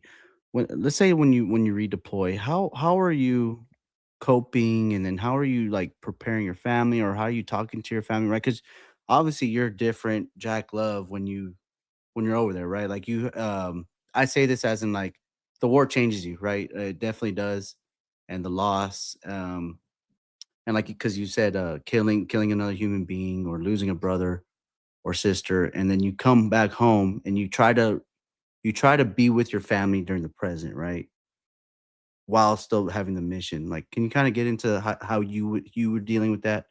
Yeah, I probably not the way you're supposed to, because quite honestly, you're just so busy. Right. You'd have your little, I don't know, 3 or 4 day or whatever it was, reintegration training that you would do. Sometimes you do a little bit of that before you actually flew back to the States. Uh, but I was still first on. So you hit the ground. It's like, hey, when's the next airborne operation? We got to get our safety. We got to get our jump masters, recertified. We got marksmanship density coming up. We're getting ready to go into a training cycle or whatever it may be. And so I never took the time to think about that much. Hmm. I had a great wife who, uh, I just was always blessed that I could hit the ground and just continue mission. I Yeah. didn't, but that's not the same for everybody. That integration for some people, and everybody's different, is brutal and it's tough. And so what I tried to make sure I was doing, you can't be a good first sergeant if you got problems. You just can't. Leaders are expected to take care of themselves, have their life in order. Uh, um, you know, and so you can't be that guy or gal. At least in my way of thinking, I had to be that for everybody else. If a soldier has a problem, it's my problem until it's solved. Yeah. My and the NCO support channel, it's our problem until it's solved. And so I do think I had to keep my eyes wide open to make sure that I was paying attention to behavior, looking for signs and symptoms that where someone might be struggling, uh, and encourage them if they needed it to Yeah. get the help that they needed. Hmm. I never frowned on that. It's a culture. It's been in our military since the beginning, probably. But I think it was important to um, just not belittle or frown on anybody that needed to seek any type of behavioral help, assistance or those things. So, Hmm. but me personally, I think the way I dealt with all that was, um, hey, I'm a first sergeant of the United States Army. I'm in the 82nd Airborne Division, and it was, you know, I remember OIF 3. Since we're on that topic, we came back from OIF 3 a couple of days before Christmas. Mhm. I think we didn't have the full, 3, 4, 5 day reintegration. We had like a modified version of it because it was Christmas. Right. And so I think we did a day and then we put everybody on leave. Well, myself and the battalion commander, a great man, a great leader named Dave Doyle, he and I wanted to get a jump in so that we could PJ and AJ on the backside of that block leave. PJ and AJ? Yeah, just do an airborne operation. Oh, okay. Okay. Jump master safety, whatever it was we did. Because, nobody was certified. And so he and I could do that. I think it was the day after everybody went on block leave. We got on a line out in Sicily, performed the duty, which would help us on the backside. But Right. my point in saying that is, it's the next mission. It's the next thing. Before you even leave combat, you're planning out, the 6-week training cycle. And all the things you have to do. You got to get people re-qualified on weapon systems. You got to get, people back to, combat lifesaver qualify. All the basic fundamental things that make an organization function. When you spend time downrange, you get sort of unqualified. Yeah. And so that's kind of where my mind always was. And we had some great docs. We really did. We had embedded, MIFLC teams inside the battalion formations at that time. And so, leveraging those capabilities, those experts in their field, I think was important. Right. But I think, tight units, Alpha Company 2nd 325 was a tight unit. And I'm telling you, we had countless leaders. When you had a good company, when you see so many rise to the ranks that they did. We had great leaders in that company and the battalion. And so it's about continuing the mission. Yeah. I know that might sound, harsh or robotic. Yeah, but that's the life we had all been living for, years prior. And Right. It's about getting ready for the next time when our nation needed us to go wherever. Yeah, I think what you said is important because I think the army kind of like, well, from my experience, I want to say be very specific. Like I think they kind of forget about the mission. Like you said, the nation needs us, right? And I know soldiers they're like, oh, this is stupid, this is boring, whatever. But your job is to keep them on that narrow, that straight and narrow, right? You do it to the platoon sergeant and down, and it's important. And I honestly, when you're explaining everything to me right now, I didn't realize it was that busy. Yeah. But it's important. I mean, the nation, that's what we're here for. We're for America, right? You serve the American people, and you got to be on the right mindset, and then especially like right now, I can't imagine. I know all these soldiers, they have the socials, right? They're like, I want to go fight, I want to go do this, and right now it's just not, the tempo is just not like that.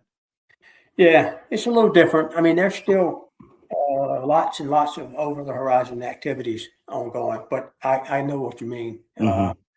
But at the end of the day, it's about training, and Right. we exist for one reason and one reason only, and that's it. It's to deploy, fight, and win. And it doesn't matter what MOS or branch that you do that in. We need them all. If we Right. didn't need them all, then our Army would, change up our force structure and our force design. But it is about training. And what I learned from OF1 is that you never want to waste a minute that you can be teaching somebody something or training, because you can't train once you're in that two-way firefight. Right. It's too late. Yeah, So absolutely. how do you maximize time, but also keep in mind, like you do have to sleep a little. You do still have families out there that need their loved ones. So all that balance, but at the end of the day, it's about war fighting. Right. And so that's I don't know, it's the mindset I always kept. That's the way I learned from, the leaders that I've had. It's the mentality of the 82nd Airborne Division. Um, you know, it's tough. Not everybody can do it. It's just like the Ranger Regiment. Not everybody can serve in those type places. It doesn't mean it's bad. It's just, it's a different environment that requires a special person. And, but combat's combat, and it doesn't matter what unit you're in. It doesn't matter, whether you're a brand new private or a seasoned, old sergeant major. It's just tough, and it's unforgiving. Yeah. Okay. So when you get selected to, obviously, as well as keeping the company on track, right, and then career oriented too, right? So is like HHC Brigade the next step for you to get to that next point? Yeah, I mean, I certainly did not want to leave Alpha Company. But I remember Sergeant Major Flowers come over one day. He said, "Hey, First Sergeant, Brigade Sergeant Major wants to see you." And at the time, the Brigade Sergeant Major was Riley, great American, but very direct and to the point. And I didn't know why I was going to see the Brigade Sergeant Major, but I walked in his office, got to parade rest, and he said, "Hey, First Sergeant, you move into HHC Brigade tomorrow. Any questions?" He was not the one to ask any questions of. So I said, "No, Sergeant Major." Went back, told the company commander, "Hey, I report to HHC Brigade tomorrow." And so that was a tough day for me because I loved Alpha Company deeply. But I get over there, Sergeant Major Brian Myers, God rest his soul. He was the Brigade Sergeant Major within a month or so of me getting on board. He didn't know me, and I didn't know him personally. I knew of him. He came from a sister brigade, but he's incredible leader that I grew incredibly close with. And so we were also at this time going through modularity, where we come up with these brigade combat teams that in large part still exist today, although we're transforming again. But so that was a new construct. My company now was really the brigade commander's staff, S1, S2, S3, etc. Right. So a different makeup of people. And then, some months down the road, the surge happens. You can call it OF. I call it OF4, but it was the surge. And so we deployed to Iraq. It's my first time being on a FOB. I'm on Camp Taji. Yeah, it was really nice because I had this little trailer with I don't know if it had a shitter in it or not, but I think we still had to walk to a porta john. But it was different because I wasn't out in Solder City where 2nd Battalion was at. I wasn't, and I wasn't with the Huas. Right. Very different. But also during this assignment, really, it's when I gained a true appreciation for all the MOSs. When you're in the line, you love your medics, you love your, you don't have a lot of specialty MOSs, but you got your supply sergeant, you got your arms room, your medic, excuse me. But in HHC Brigade, you start to learn about what every sort of MOS brings to the fight. Yeah. Be it fires, intel, human resources, and they all matter greatly. Yeah. And I got to see a different side of the Army, how that all ties in together. I got to fly around a lot with the Brigade Sergeant Major and see how he interacted with battalion sergeant majors and first sergeants across his brigade. So I learned a lot from him. I got a lot of mentoring one-on-one with him, be it about the military or just life. He's just a phenomenal man. Yeah. And that was a 15-month deployment. That's long. That's a long time. We didn't know it was going to be 15 months, but a couple of extensions and whatnot, and then we're going back, and soon after getting back, it's time to me to head off to the Sergeant Major's Academy. Right. So let me ask you, did you kind of miss being with the company? Oh, hell yeah. Yeah. Yeah, I did. Uh, Greatly. Mm-hmm. But I also knew that it was a big honor. You know, you look at an infantry battalion, uh, at all those first sergeants, only one is going to go to HHC at the battalion level. It's just one. And then it's across the brigade, only one person is going to get the privilege to serve as the HHC brigade first sergeant. So I was honored. I, you know, I knew I would learn a lot in a very different environment, but I missed the line, a lot. Yeah. Um, but that's part of it too. You can't stay a rifleman forever. Yeah. Uh, Yeah. that's the great thing about Army is it's going to go rolling along, Mm-hmm. and there's always somebody behind you ready to step up, step in, Yeah. uh, and so that's really our purpose is to train the people to take your place, Mm-hmm. and you do that. You focus 2 levels down Yeah. to do that, and I think the model's phenomenal, and I can tell you the leaders that have come behind me speaks for itself. They are just incredible men and women. For sure.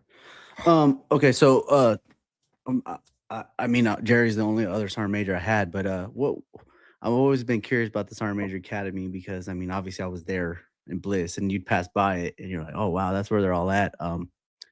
So you get select. How's that work? You get selected first, and then you have to go to the academy, or you go to the academy and then get selected. Well, you make the list to go to the academy, Okay. and usually you kind of know that a good 6 months out. So you go to the academy, you're going to be there right at a year, and then you're going to graduate and get an assignment. Uh, the thing about the academy is, for me, it was the first time in maybe my whole career uh, that I could absolutely see 1 year out. I knew when spring break was or when block leave was for Christmas. Uh, I never had that, Yeah. and your days were, I don't know, 08 to 13, 1400, and then college, if, for those who chose to do some college. So I could take my wife to lunch. Uh, I recall doing that very few times in the 82nd. I ain't got time. Lunch is, you know, you don't go home for that. Mhm. Uh, Even if just to get lunch was an honor sometimes. But now you're in an environment where it's about regluing to doctrine. It's certainly about building some relationships because a fair amount of those sergeant majors, all of them are going to go on to serve at least 2 or 3 more years because that's a Right. requirement. And then the reality is, after about 3 years, 50% or so, they're gonna retire. Um, but I enjoyed my time at the academy. I really did. I loved El Paso. You hear all these horror stories, but the people were incredibly friendly out there.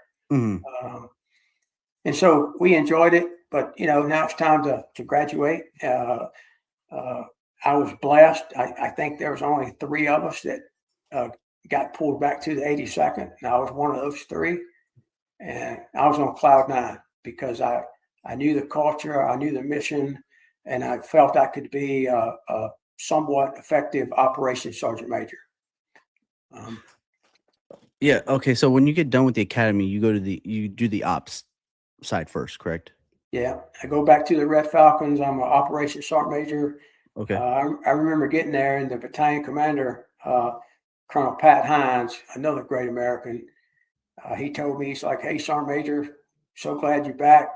The S3 will arrive in about 2 months." Mhm. So, the actual S3 is, a major at the battalion level. Yeah. And so I didn't have one. And I was like, man, I was already, drinking through a fire hose, but now I had to drink a little more Mhm. uh, until he got on board. And so that was a great, I don't know, 18 months or so.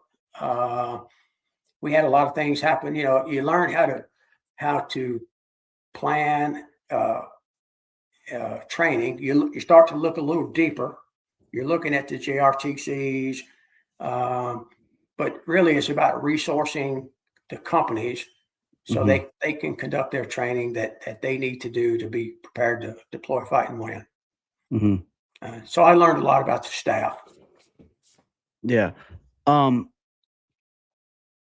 So there's a lot of I think logistics probably the right word going into all this planning and stuff like that. And what's it like? I'm trying to figure out, right? So brigade kind of talks down, right, to battalion, and that's where you come involved, right? You kind Yeah. of do everything like that. How Yeah. how do you prioritize? Do they tell you like what's priority, or that you guys do that? Well, I mean, you know, we're going to get our priorities comes from the battalion commander, Right. you know, and so the battalion commander sets the priorities, establishes a vision, you know, and you know what cycles you got. You got your training, you got your support, and you got your, you know, be prepared to deploy. So you know the cycles. So it's really just about resourcing, allocating, looking deep. I think ops sergeant majors, you know, nobody tells you how to be an effective ops sergeant major. Right. Sometimes I think people think that position is about, you know, schools and taskings. That's what I had seen a lot growing up. I remember my battalion sergeant major. That's what he told me. He said, "Hey, you're gonna focus no failure on schools and tasking. That's your focus." And I said, "That's not my focus." Hey everyone, just wanted to hop on here real quick and give a quick shout out to our sponsor, Craig Fleming at Fleming's Cleaning. Please go ahead and use code word GWOT13 for 10% off your next commercial or residential cleaning if you're in the San Antonio area. If you haven't done so already, please subscribe to the channel on YouTube. Follow us on Spotify. We are now on Apple Podcasts, so if you're an Apple user, go ahead and follow us over there. We have every major social, TikTok, Facebook, and Instagram. Please go ahead and give us a follow over there. Drop a comment on how you're enjoying these episodes. And with that, let's continue the episode. All right, everyone. Welcome back. We're on Jack Love's podcast part 2. Had an emergency, so we had to pause. But we're back in it, and we're gonna start back off with Jack talking about how he first became an OPSAR major. I guess nobody really prepares you to do that job.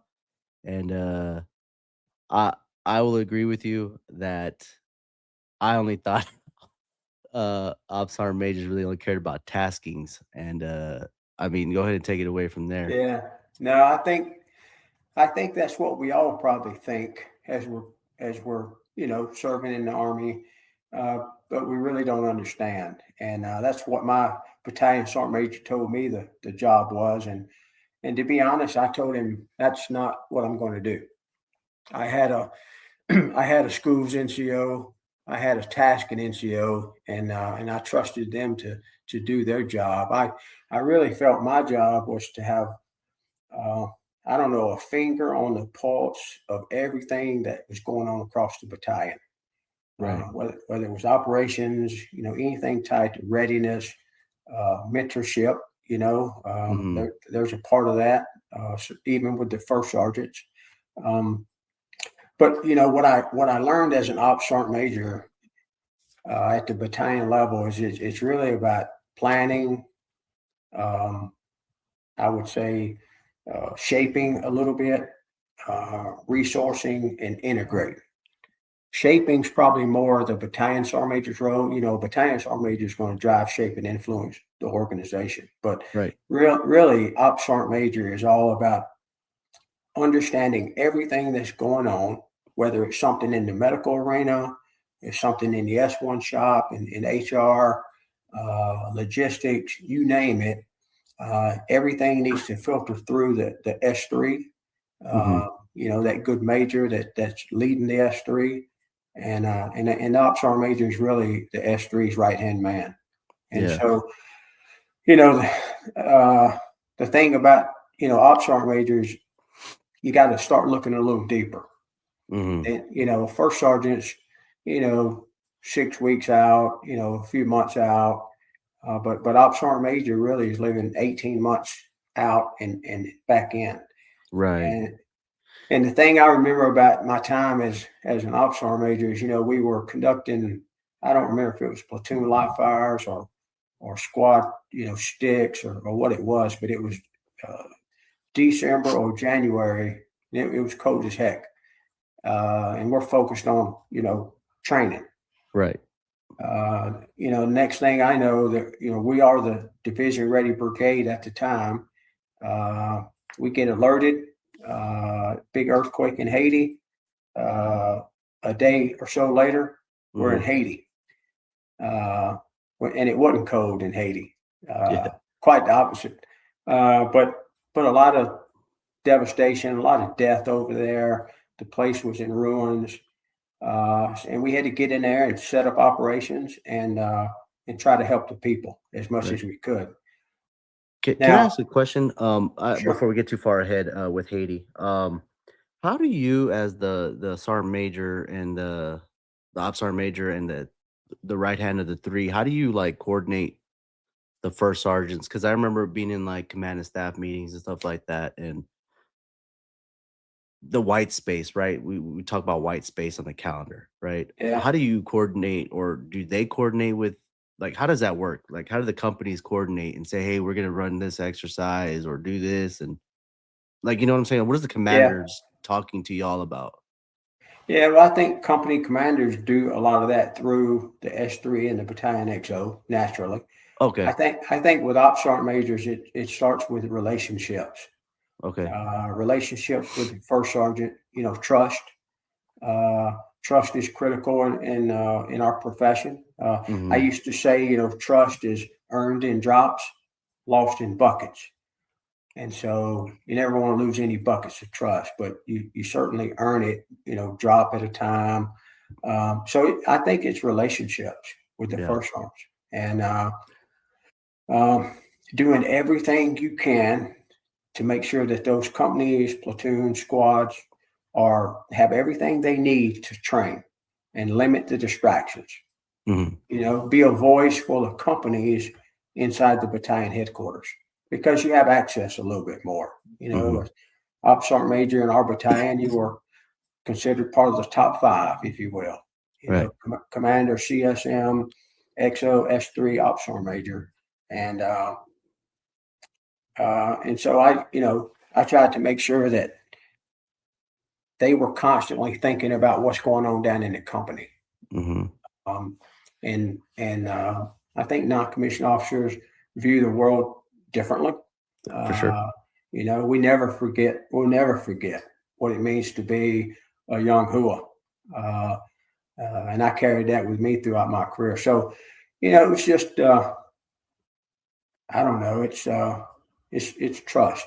It's how do you build relations with the teammates across that organization. And like, what is your, besides like basically man, I don't know how to say this. Are you still kind of helping? Man, I'm just gonna say it how I think it should be. Are you still helping the development of a young major, right? Because they're gonna be a battalion commander one day. So is that still going on or anything like that? How's that work? Yeah, I think so. I still keep in contact with probably just about every officer that I've ever served with. And at the 03 major level, most of those people have been in. Most of those leaders have been in. I don't know, 10 to 15 years generally. As an ops sergeant major, I was right at 19, 20 years in the Army at that time. And so, maybe the sergeant major has a little bit more experience in terms of time in service. But, the majors have all the schooling. They stay very, the doctrine, the things that are going on across the Army, they're a little better than we are. So, you have to be a good student and constantly trying to learn, not just, I think learning never stops in the Army. You don't make E9 and like, oh man, I've arrived. Matter of fact, I a little off topic, but I think relevant. I probably learned more post Sergeant Major's Academy over the next, say, 5 years about the Army than I did the first 20 years. And that's kind of hard to fathom, you know. It's, I'm trying to think about that right now.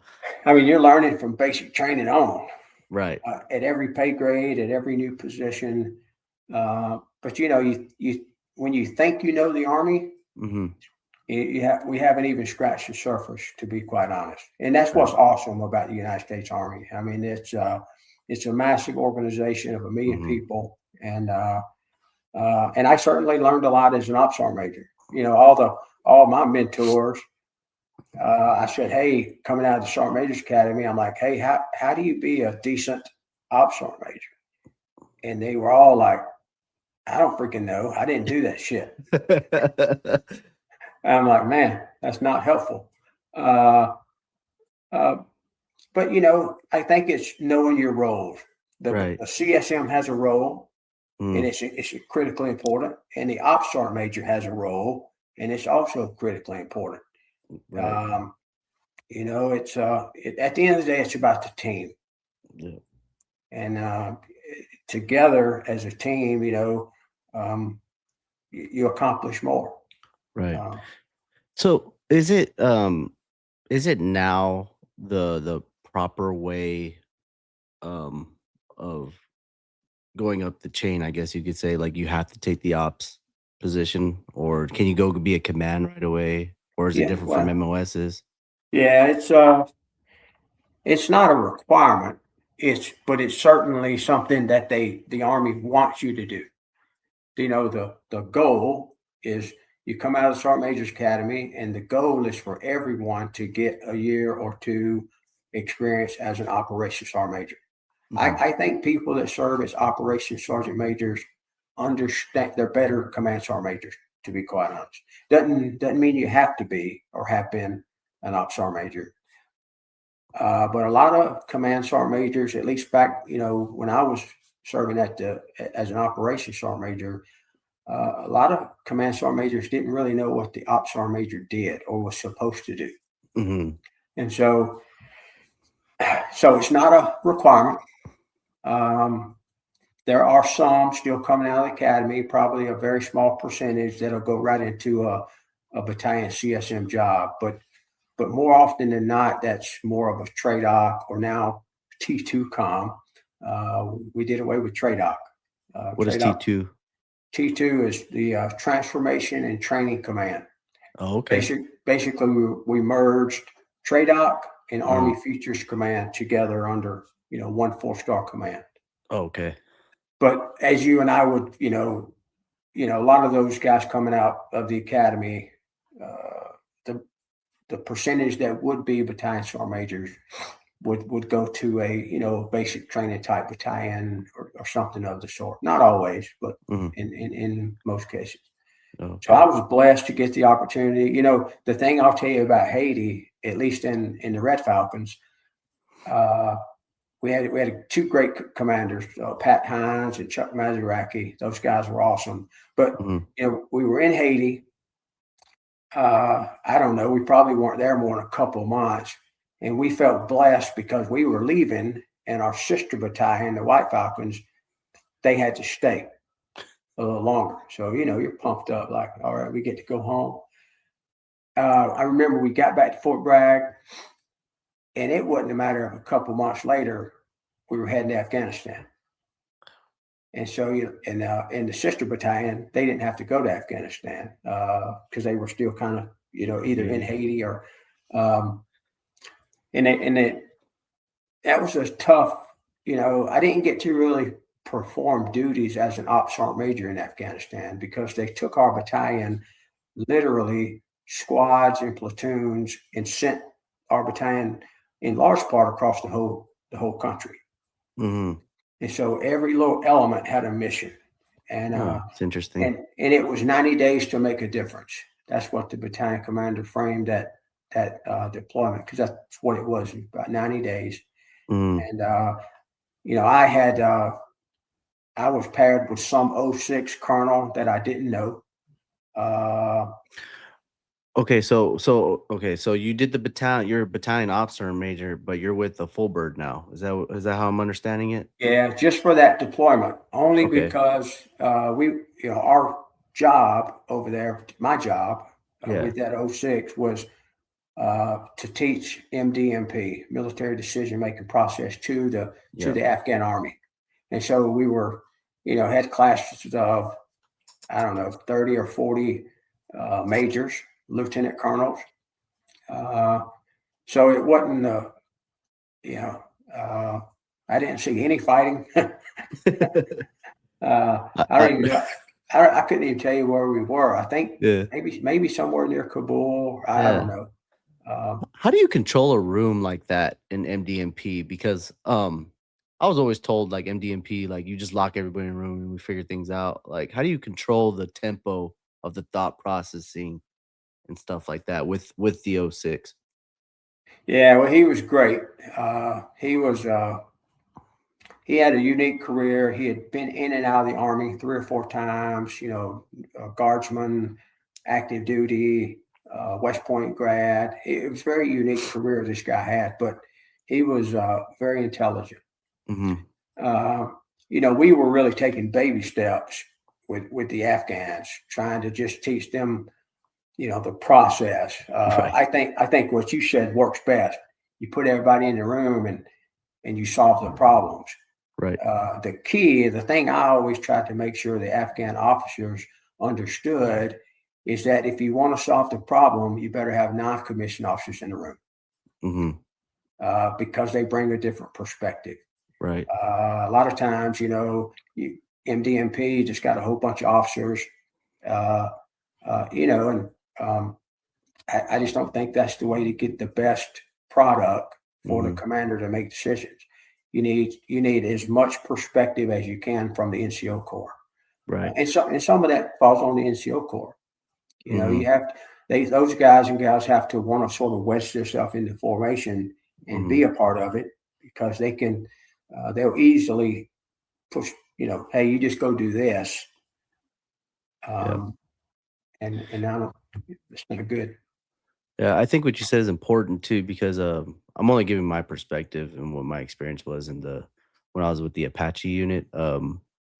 My not my last uh battalion commander, but the one before that, Great American. He always said that we're the greatest army in the world because of the NCO Corps. Yeah. And like you said, a lot. Well, I personally don't believe other militaries have an NCO Corps as powerful as ours.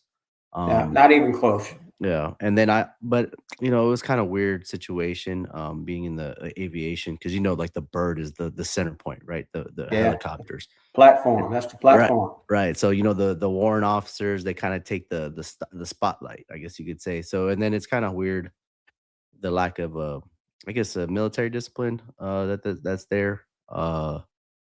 It didn't really seem at the end of my Apache tour when I got out of the military, it didn't really seem like that commander had a lot of trust in the NCO Corps. I don't know if that was because of his battalion sergeant major or maybe his first platoon sergeant. Yeah. Um, it's just kind of a different beast though, but I definitely agree that the NCO Corps is probably it literally is the backbone. And I don't know how strong it gets like when you're at your level. I don't know how much more developing those officers get at that point. But I felt it was great having I had a doctor, she was a captain, and then I had a PA, he was a captain. So it was hard for me to develop two officers, right? Like being Yeah. the single point staff sergeant in the battalion. So Yeah. No, I think that's a good point. I think culture, mhm, every branch of the military has its own unique culture. Um, no two units are alike. absolutely. The best ones are the ones that absolutely focus on discipline, the little things. Mhm. Our army will always be about shoot, move, communicate, medical life saving skills, and physical fitness and toughness. That's the Yeah, foundation. that's If good. you can do those things very well at a high level of discipline, Hmm. you got a pretty good outfit. Yeah. And the more buy-in you have, regardless of one officer, NCO, or officer, it goes a long way. Yeah, for sure. For sure. Let me let me ask you a little bit of a personal sergeant major question. What was like your tick? Like, oh man, get your hands out of your freaking pockets or something. Like, what was your everybody has Uh, like their thing, right?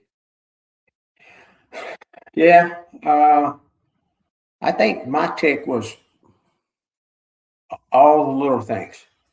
Mm-hmm. And here's why. Yeah. Some people might say little thing, oh man, what does it matter if I have my hands in my pocket, or if I don't have a good haircut on Monday morning, or who cares about walking across the grass and any of that stuff? Well, all that stuff matters. And I'll tell Mm-hmm. you why. If we can't rely on soldiers to do all the little things that you're supposed to do, that you're supposed to do in a garrison Yeah. environment, nobody's shooting at you, how in the heck can we trust you on the X, on the Yeah. target? Mm-hmm. And so I think the more people vigorously enforce those little things, it's going to equate to lethality and results on the target. And so I never had I don't think, a lot of the things I personally thought, were stupid, like grass. The reality was we would do PT on this grass every day for, 90 minutes. Yeah. But that same grass, sometimes, you didn't walk across, but that was the standard. And so Yeah. even though it was on one hand maybe stupid, Yeah. like if it's cold as crap outside, common sense, the fifth principle of patrolling would tell you put your dang hands in your pocket. However, we have a standard, and if people can't do the simple little things that are things that guide our army when there's nobody shooting at you, Yeah. what are we going to do when there's nobody watching? Is that Mm, outfit going to be highly disciplined, highly trained? Are yeah. they going to do the right thing, ethically? And Yeah. and so I think that's what it's about. It's reps and sets. Yeah. Um, you could say a number of things. Everything matters. Eye protection, wearing your uniform the right way. Mm-hmm. Did we allow people to be unshaven for 2-3 weeks on an outpost? Is a squad leader an enforcer of standards, or is he going to say, "Hey, it doesn't really matter. We're alone and unafraid"?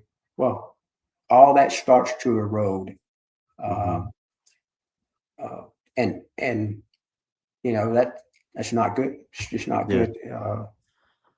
I think it's important what you said too, because like now with our peace, I don't know, technically I guess we're peacetime army, but the what is the danger now? It's like NTC, JRTC, right? More people died during that stuff. And I remember I used to be so hard on my soldiers about that because NTC was a dangerous environment. And I remember Yeah, like you just get the lack of sleep, the lack of nutrition, right? That it sucks. And I remember one of my soldiers, like she said she was in a tent. She was on this thing called the FARP, and a water was just hitting her on the head. But like I made them so like go through such hardship. Like when we yeah, were in the yeah. battalion area, she was like, "Oh, it wasn't that bad."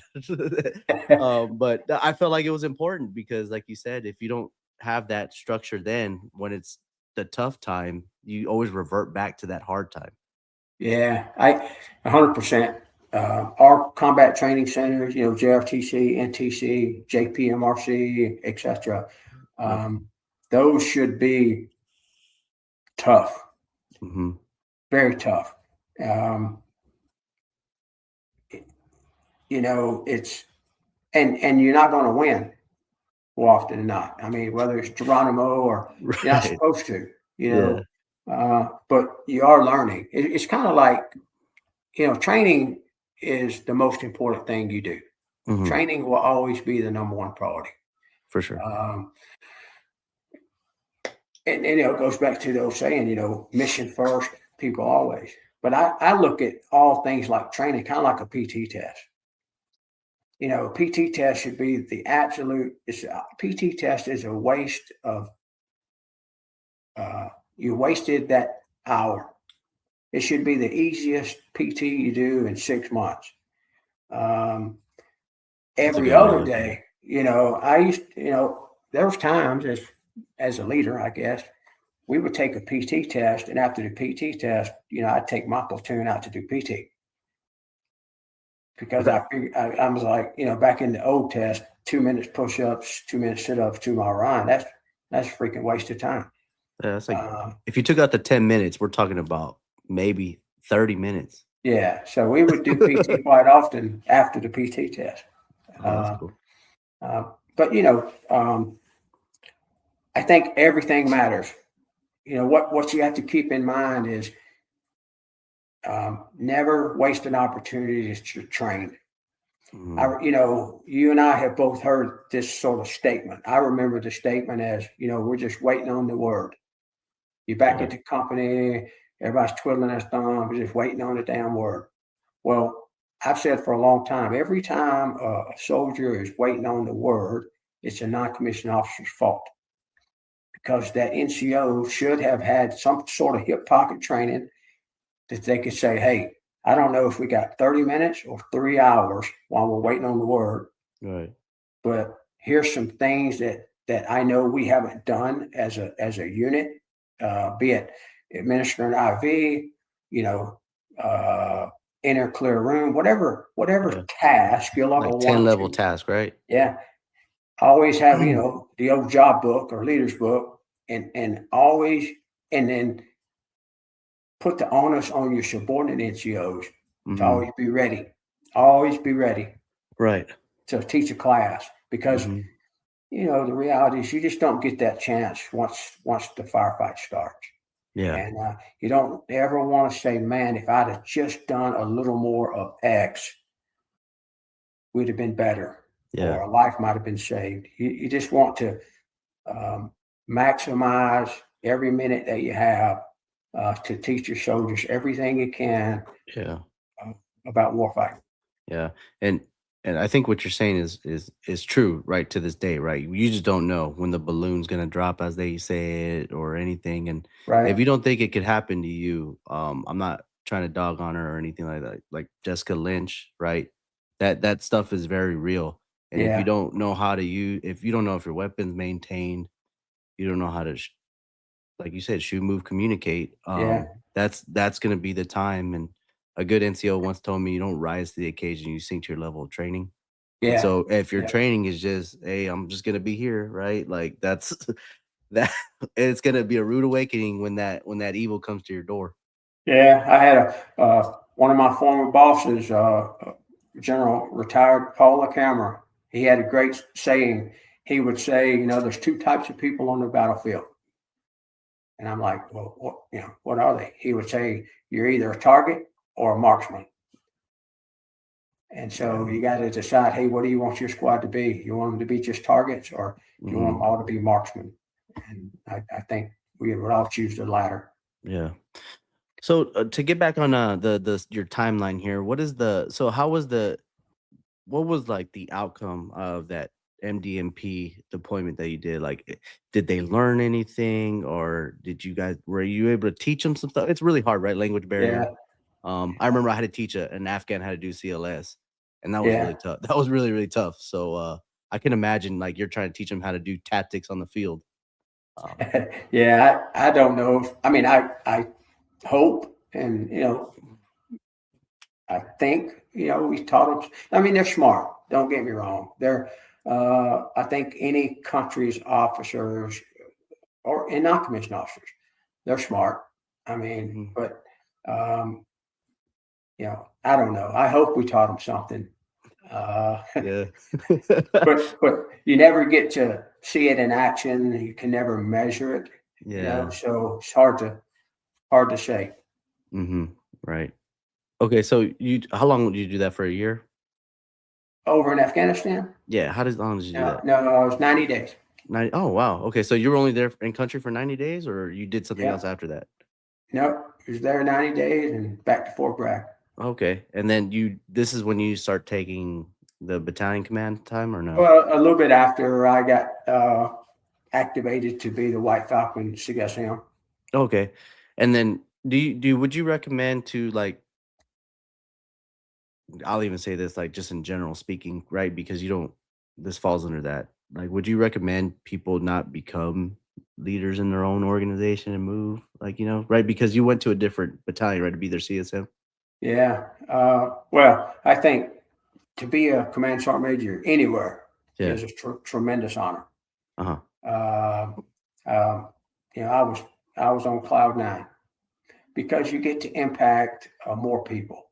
And there's probably nothing better than being a battalion command sergeant major. I mean, first sergeant's awesome because you intimately know that company.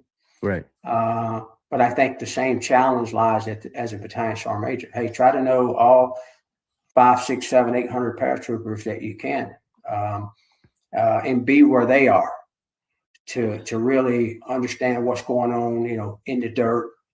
Doesn't mean you're trying to impose or be in their business, but to be with them, to understand, because a battalion sergeant major should have a good pulse on cultures across each company, and the battalion sergeant major can share things that maybe a young soldier doesn't know or understand. Why is the battalion doing this? Yeah. And the more you can sort of share that knowledge, for lack of better words, with the non-commissioned officers or with people, I think it creates buy-in. And so, battalion sergeant major is awesome. Yeah. So it's gonna be kind of a weird question. Obviously, do companies, like you said, do their culture, right? Companies have their own culture. But does it stem from you two? Yeah, I would say in some part. In Mhm. some part, we had a great battalion commander. His name was Dave Doyle. Still in the Army, 2-star general right now. He was really awesome. And he was an absolute professional. That's how I would describe him. Just the epitome of a professional, but also a warfighter. And the Hood knew that. He had a lot of time in the Ranger Regiment, some other soft type units, and the 82nd. And I think soldiers, they know if you give a shit. Right. And if you truly give a crap, then they're more inclined to do all the little things that sometimes you may say, man, that's stupid, or why are we doing this? Because they believe in you. And if they believe in you, at the end of the day, there's nothing that you can't accomplish. And I will tell you, I believe in my heart we had the best battalion in the 82nd Airborne Division. Not because I was in it or battalion commander, because of the people we had and the culture that we had across that battalion. There was tremendous pride in being a White Falcon. Yeah. So how do you show that you care as a battalion sergeant major, right? Because I mean, I've never been in the 82nd, but a lot of people say it's hard because of the op tempo. So how do you show to the young soldiers, like, because I'm pretty sure, right, there's going to be a new battalion sergeant major coming up, and if they watch this, like, especially with you, like, how would you tell them, like, hey, this is how you show you care, especially with the tempo so high?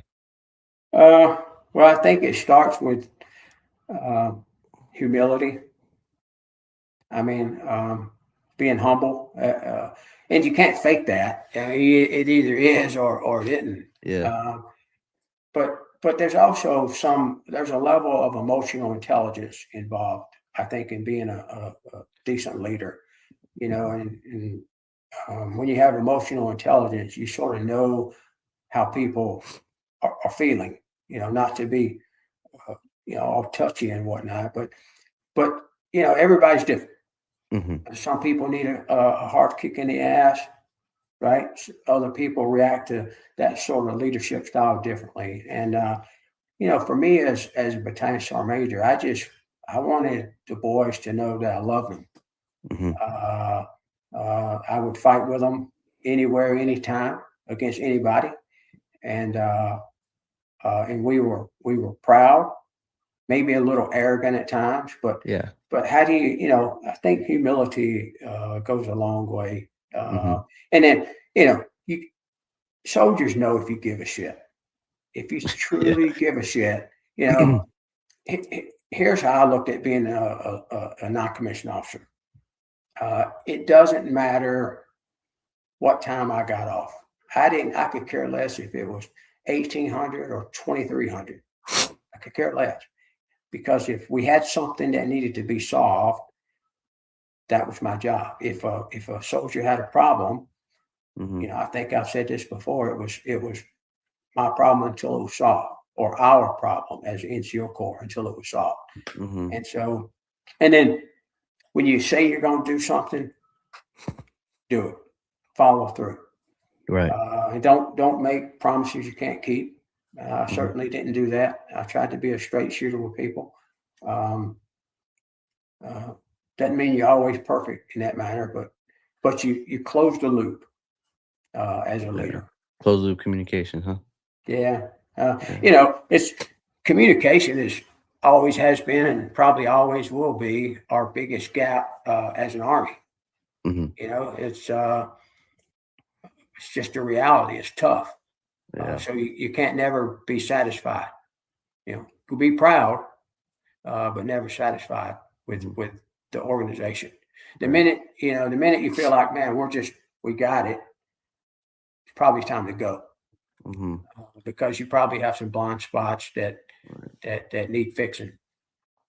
Um, here's this is a question that I'm genuinely curious about. How is that relation? How do you build the trust and relationship with an officer such as that first battalion commander you had, with he had so much experience, right? How do you build that with them? Well, at the as a battalion, CSM, for the first time in your career, Yeah. the sergeant major and the battalion commander have about the exact same time in service. Okay. It's the first time in the NCO's career that's the case. Platoon sergeants got way more years than a platoon leader. Uh, First sergeant Hmm. typically has way more years as the company commander. But as battalion CSM, generally speaking, you have about the same. But I think a lot of it starts with your reputation and going into the job. Mm. If you have a good reputation, you accomplish the mission, you take care of people, you set the example personally every day. Hmm. You know, uh, you have to earn your place in the formation every day. Damn, Yeah, that's tough. to include the battalion sergeant That's a major. tough Yeah, word right there. yeah. You Everybody just don't. listen. Yeah, but you have to earn your place in the formation every day, and I think that trust, that's the drops every day. You got to wake up committed to uh, learning from mistakes, because we all make mistakes. Right. Everybody's going to. But then how do you get better every day as an individual, as a squad, platoon, company, battalion? How do you focus on the positives? How do you focus on things that you can control? You can't control what division is doing or Right. corps is doing. You can focus on, what we're doing at the battalion level and below. Yeah. And so, I think and here's the other part.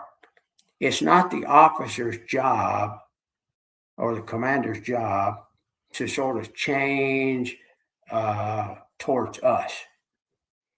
It's my job to uh, change, adjust a little bit to the commander. What Mm. does he want? Hmm. And he has a vision. He has intent. That's all non-commissioned officers' job. Hmm. He has, it's not the other way around. And sometimes I think there are some NCOs, unfortunately, that think, everybody needs to adhere to my way of thinking, my way of doing, because I'm right. I have the experience. That's not the case. Right. There's only one commander, and it's not the command sergeant major. Yeah. I advise. I give my best military advice, unfiltered. And really, you're the only person in that entire battalion that can be brutally honest. Everybody else is looking to hopefully get another promotion. S3XO, they want to be lieutenant colonels, right? Their OER matters. It just does. Yeah. I'm never getting promoted again. So a sergeant major is the best rank in the military, because once you get promoted, there's sort of a light switch moment that you say, man, I'm never getting promoted again. Yeah. But it ain't about you. It's about those who is in that formation. Mhm. And you have the experience and you have the voice, be it one-on-one or in a staff meeting or whatever it may be, to shape things. Right. How are you?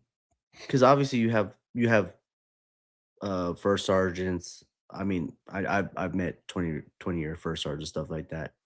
And they how are you kind of like guiding them, right? Because our job, or well, when I was in like the NCOs, right, you were always trying to get someone to be the next, not you per se, but the next position, right?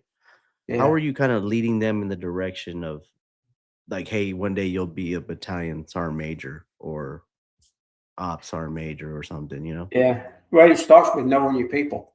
Hmm. Some of those first sergeants may be 6, 8 months out from retirement, and that's okay.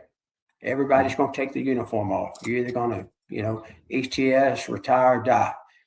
So everybody's going to take the uniform off. I think it starts with knowing your people, Hmm. and then reminding your first sergeants that it ain't about the way I did it. Because quite honestly, I probably screwed it up as a first sergeant. Right. But it's about helping them think through how they might solve a problem, but also about not overreacting.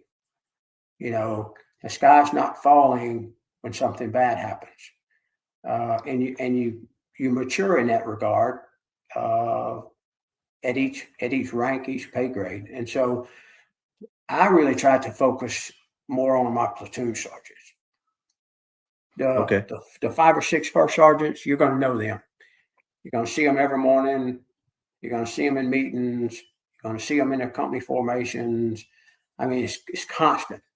You know those first sergeants, inside and out. Yeah. Their strengths and their weaknesses. It's a little harder to really understand and know and sort of help guide and mentor platoon sergeants. But that's really an NCO's job, is to focus 2 levels down. And so that's really where I try to put most of my energy, is as a battalion sergeant major, was on the platoon sergeants Yeah. across the battalion. Yeah. So how would you do that? Like, did you pull them in like every now and then, or you're seeing Well, how they're running the platoon, or I think it's all that. I think it's whether it's PT, but that's PT. But I think yeah. it's really about spending time with them, Hmm. and not spending time with them looking to find what's screwed up, because it's easy. Anybody can see. You can walk into a room and find 5 things that are sort of effed up. Anybody Yeah. can do that. That Hmm. requires a lot of leadership. It's more about how can you be there and be a sort of positive, optimistic, highlight the things that are going well. Not turning a blind eye to things that are not the way they should be, right? You're going to address those things if need be, but how to be a positive sort of role model, and Right. let them know that, hey, what you're doing is great. You can maybe do better here and here, but you're doing a good job. Yeah. And people are dependent on. So to me, it was about spending time with as much as I could, um, and sometimes it's painful. I mean, there's learning. I mean, I'm sure there was more than a few people that wanted to probably shoot me for writing six DA pound 623-3, which is our NCO ER guide. But Mhm. that's a way, when you can't get it right, when you're red inking NCOERs all day long because people aren't reading the reg and they're not learning, not reading.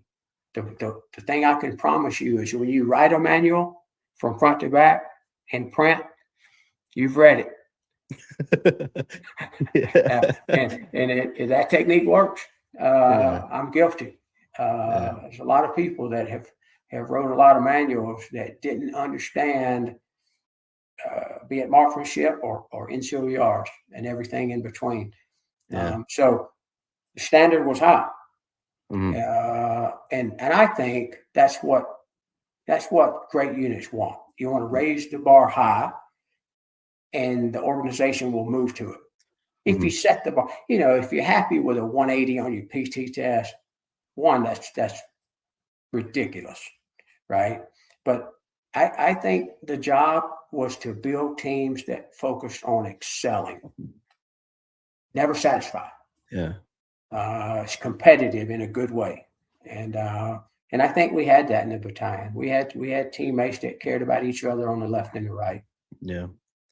Before we move on to your brigade time, I'm very curious about how being the sergeant major keeps going up and up. So, um, what give me a little bit of advice right now to those NCOs out there that are really bad at writing their NCOERs for their subordinates. Read the regulations from front to back. Truly read it. Not Yeah. when it's time to do an eval. Just read it. You're not going to memorize it. I put it like this. I won't say his name, but I had an NCO one time who had written that DAPAM or Army regulation. And as he was getting ready to PCS, his E7, he told me, he said, Sergeant Major, I literally wanted to kill you when I was writing that DAPAM because I had to write it all. If there was a chart, draw the chart. I mean, everything from front to back. He said, but I actually learned more by doing that one task than he did in anything else in his time. Hmm. And so I don't know. It's always about learning. Yeah. It's always about learning. Yeah. I feel like like what you're saying. This is how I'm taking what you're saying. When you read the reg and you learn, it means you give a shit. Yeah, Like that's right. you don't only care about your next promotion, you care about building the person under you up as well. Yeah, That's and the even only way you can enforce the standard is to know it. right. And I feel like that's the same way too. Like maybe you're not even writing an NCOER. Like for the old buck sergeants out there, like are you counseling your soldiers on the good they're doing too? Or is it just Yeah. when they're doing something bad? Yeah. Do you truly know how to use the equipment that you have at your disposal? That optic, that Hmm. machine gun. Are you truly the subject matter expert? And if you're not, then there's some learning that needs to occur. Hmm. Um, we promote people based on potential, but that doesn't mean you've arrived. Earn your place in the formation every day. Yeah. That's hey, I like what you're saying right there. Like I said, it's tough. People need to hear it though. Um, so you're a battalion sergeant major. I think I'm looking at your paperwork here. It's roughly what 23 years already you're in the army. Yeah. As I'm coming out of battalion, I'm probably 22, 23 years in the Army. Mhm. And so how does that work in your enlistments now? Like, do you have like a date still that you're gonna stay in, or you just keep extending until they tell you to stop, or what? No, I mean, you have I don't remember if it's 10 years, but once you're at about 10 years, then you have indefinite. You Another don't have, indefinite. yeah, I mean, you have a ETS date, a retirement date, but any E9 in the Army outside of those working with general officers, you have a 30-year retention control point. Okay. So you can't go beyond a brigade sergeant major in the Army is going to have to get out at 30 years, period. Oh, okay. Um, Now, the only exception is, again, nominative, 1, 2, 3, 4-star level sergeant majors. But so, yeah, I wasn't thinking about that. I still hadn't figured out what I wanted to do. I was just trying to be a good soldier. Right. How are they picking brigade sergeant majors? Are they like putting packets for the colonel, and then like all the battalion sergeant majors are doing it, or how's that? How do they get picked? No, battalion and brigade level command sergeant majors Uh-huh. are selected back at Fort Knox, HRC. Okay. So it's your file.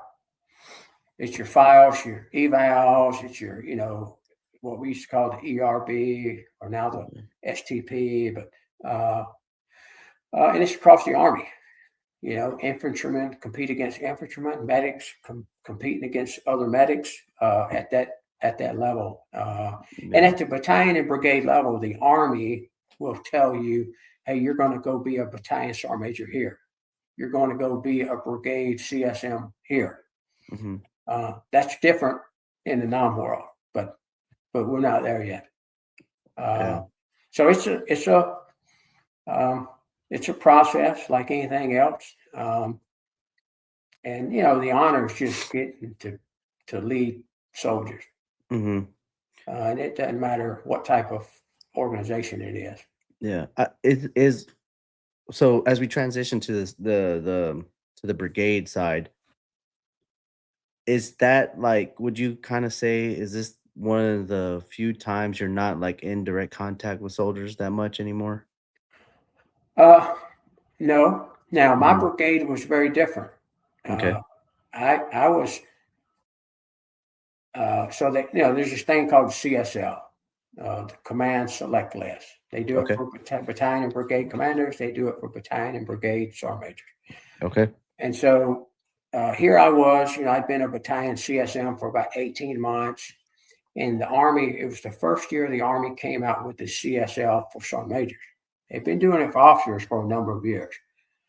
And all the sergeant majors, we didn't understand it, but you had to go into this system. All the brigades that you were sort of eligible for, you would sort of rank order them. Mhm. It didn't mean you're going to get what you want. But when that all came out, I was selected to be a second-time battalion CSM in 2504. Okay. White Devils. I was so pumped because I got to stay at Fort Bragg. I got to stay around, that culture. I was an alternate on the brigade list, which didn't mean nothing to me because if you're a primary, then you're going to a brigade. If you're an alternate, you didn't quite make it. So I came out of my battalion job. The Force Comm Sergeant Major at the time was a guy named Darren Bond. Love him. Old Range Regiment guy. And he said, hey, Sergeant Major, what are you doing for the next few months? And 82nd headquarters was in Afghanistan. To be honest, nobody had told me. I just assumed going up on the, Division G3 shop to do something. I had about 4 months before I would go to the 2504. Mm-hmm. Well, anyway, he pulled me up to Force Comm to sort of work home station training. I would go down to CENTCOM. I would do the things that the Force Comm Sergeant Major needed me to do for that short period of time. Long story short, I'm tooling along, and I get activated to be a brigade CSM at 8th ROTC Brigade. I was not freaking happy. I'm like, lots and lots of emotions. I'm thinking, Right. man, hold on. I'm a warfighter. What? I couldn't even spell ROTC. I didn't know what it was. But I'll tell you this. I got there. Again, you could talk for hours just on the ROTC experience. One, it was awesome. We had 8 states and 2 territories. So everything from California to Montana, and then Alaska, Hawaii, Samoa, and Guam. And so I've probably been to over 100 colleges and spent time with those ROTC cadets, from MS4s, which are your seniors, down to the, MS1s, which are your freshmen. And some are very small, some are very big. But I had a great boss named Colonel Jack Kelly. He's a field artilleryman, which I had never really worked with field artillerymen.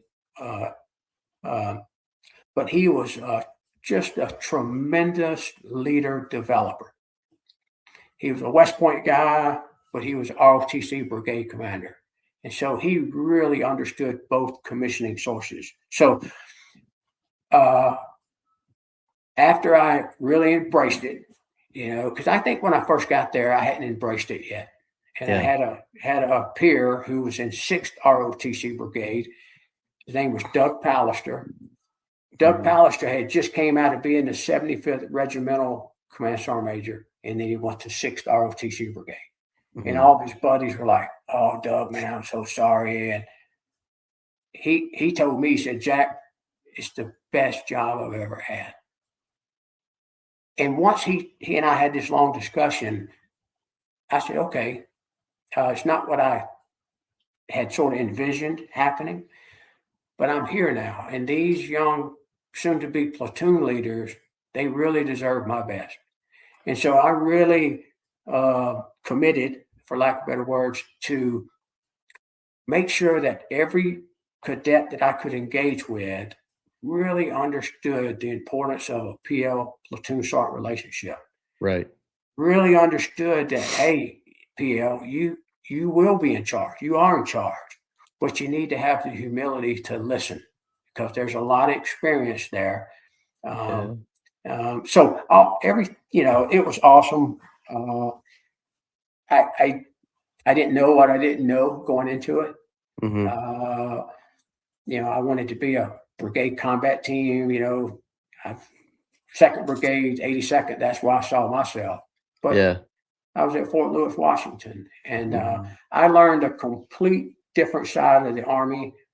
Everything from the language to the way it operated and functioned, and how do you connect with young men and women that are in college who happen to be in the ROTC program, right, and are going to lead our most precious resource, which is our sons and daughters, very soon, and help prepare them the best you can. So I really, really, and I've seen more places during that 2.5 years than I had seen my whole life prior. Yeah. To be honest. Yeah. I think so I've never done like leading the cadets or whatever, but I did do the CST and Cadet Fort summer Knox. training. Yeah, and Fort Knox. I did it. I don't know where it's at now, obviously, but this was in 14 or 15. I can't remember. It's still at Knox. Yeah, it was a good experience. I mean, man, it's definitely. I like it because I feel like that's the first time they're interacting with like real soldiers. Yeah, right? I don't know if that makes sense. What I'm saying. Yeah. No, that's fair, because think about an ROTC program. You got what they call PMS, which is like your Lieutenant Colonel Battalion Commander. Then you got your SMSI, which is your Senior Military Instructor, typically an E8, so 1.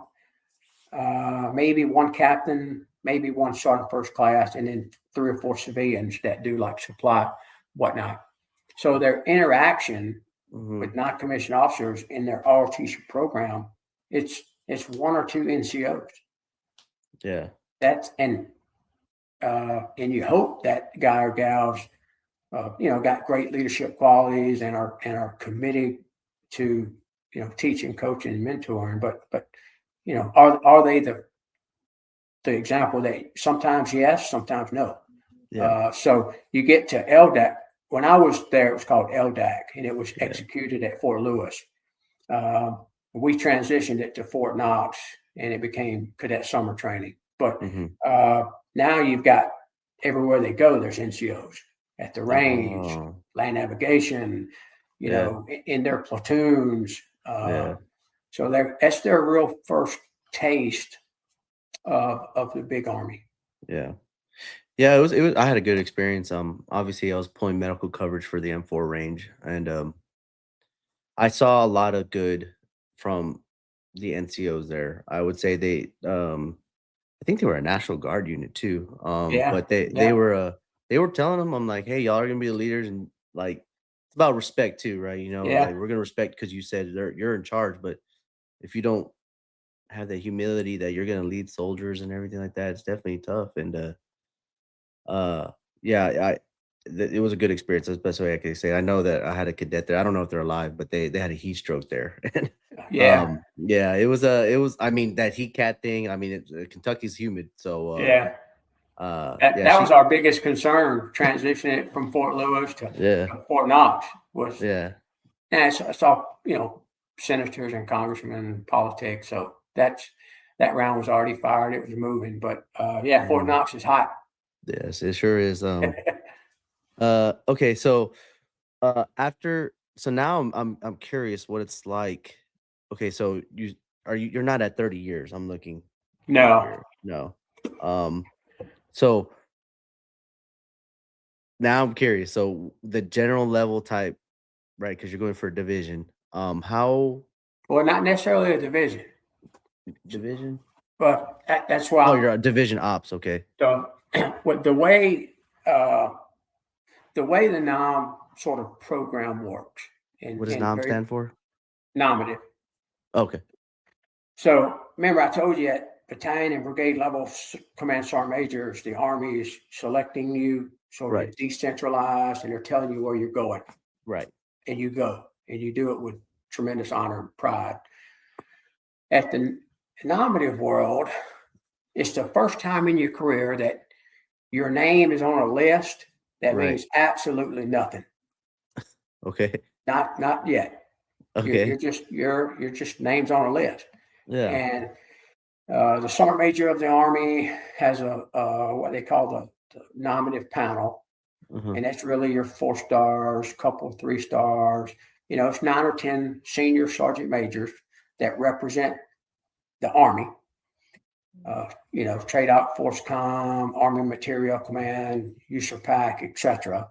And what those sergeant majors do is they'll look out and forecast. They know exactly what's coming open. And so let's just use JRTC. The JRTC command sergeant major works with a 1-star general, brigadier general. Mhm.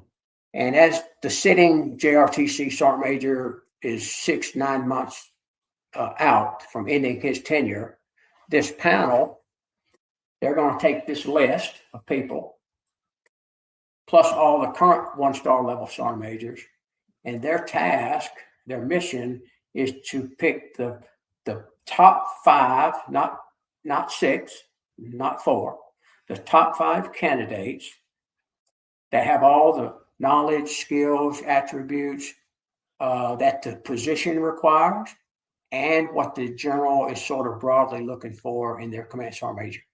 And that's up to the general. Right. And so, long story short, those top 5 candidates Yep. those names will be provided to the general. You as an individual will receive an email that says, "Hey, congratulations, you've been selected to interview with General so and so."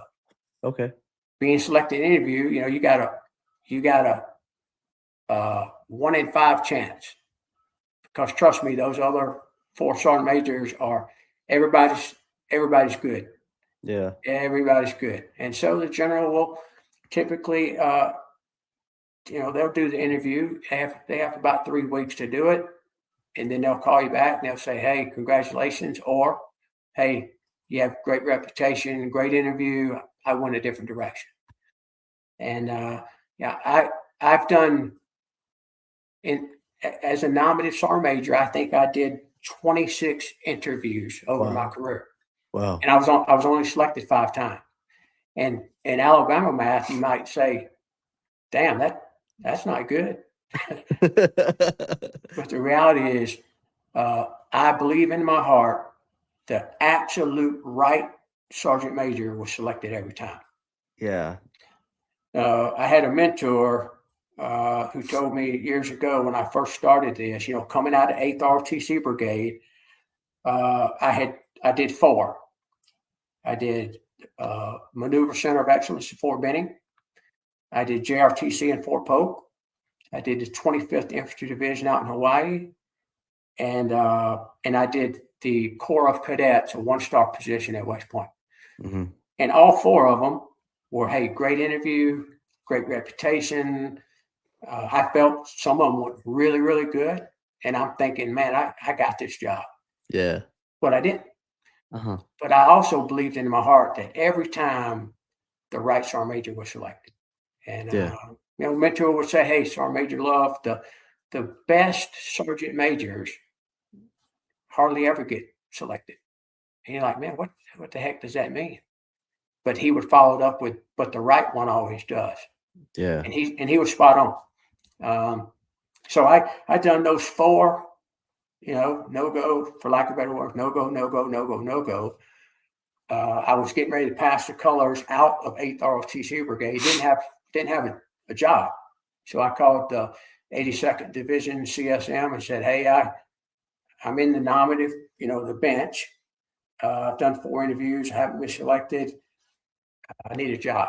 And he said, I'll have your orders in about a week. Come be the 2nd Division 3 Operations Sergeant Major. And so I got my orders. Yeah.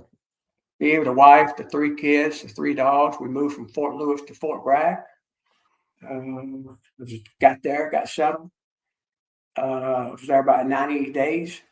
And during that 90 days, I did my 5th interview for the 7th Infantry Division and was selected. Major General Tom James, absolute great American, who was armor. I'd never worked with an armor officer, much less a 2-star. Yeah. So as Division Ops Sergeant Major, who gives you who are you working with like directly every day? Well, the answer is you work for the Division G3. Okay.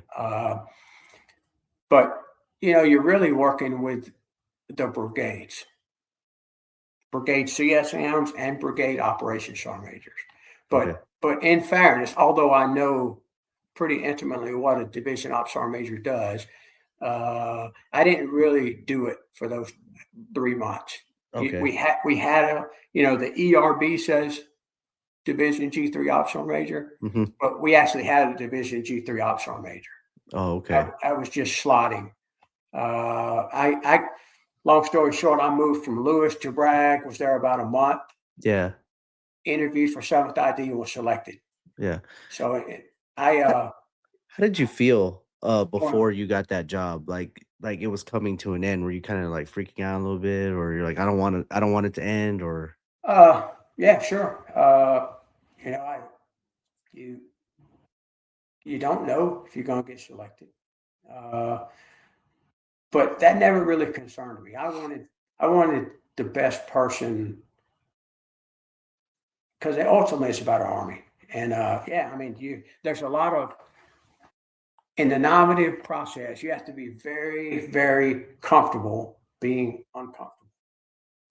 More so than you've probably ever been in your career. Everywhere else, there's an end date. There's a, hey, I'm going to ETS this date. I'm going to retire this date. This is my last job, whatever it may be. But you don't know, and so it's very stressful. Yeah. I can imagine, like, and that's why I kind of tell people, I feel like that's probably the most stressful part of the Army was the unknown, right? Especially when you do training, when you do day to day, like,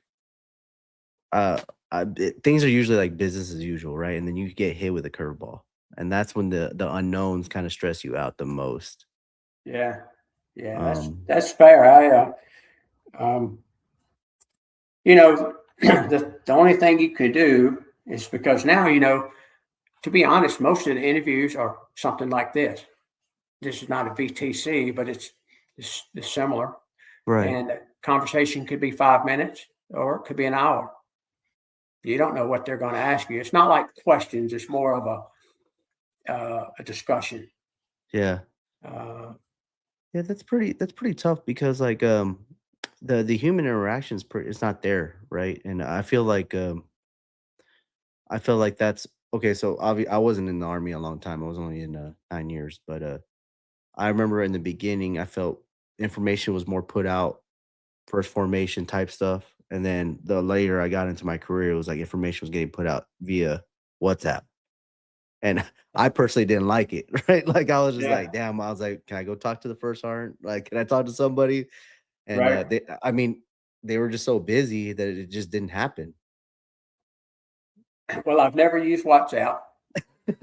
That's good. Yeah. And I actually have, I don't know, about 17 more days or so before I'm retired. So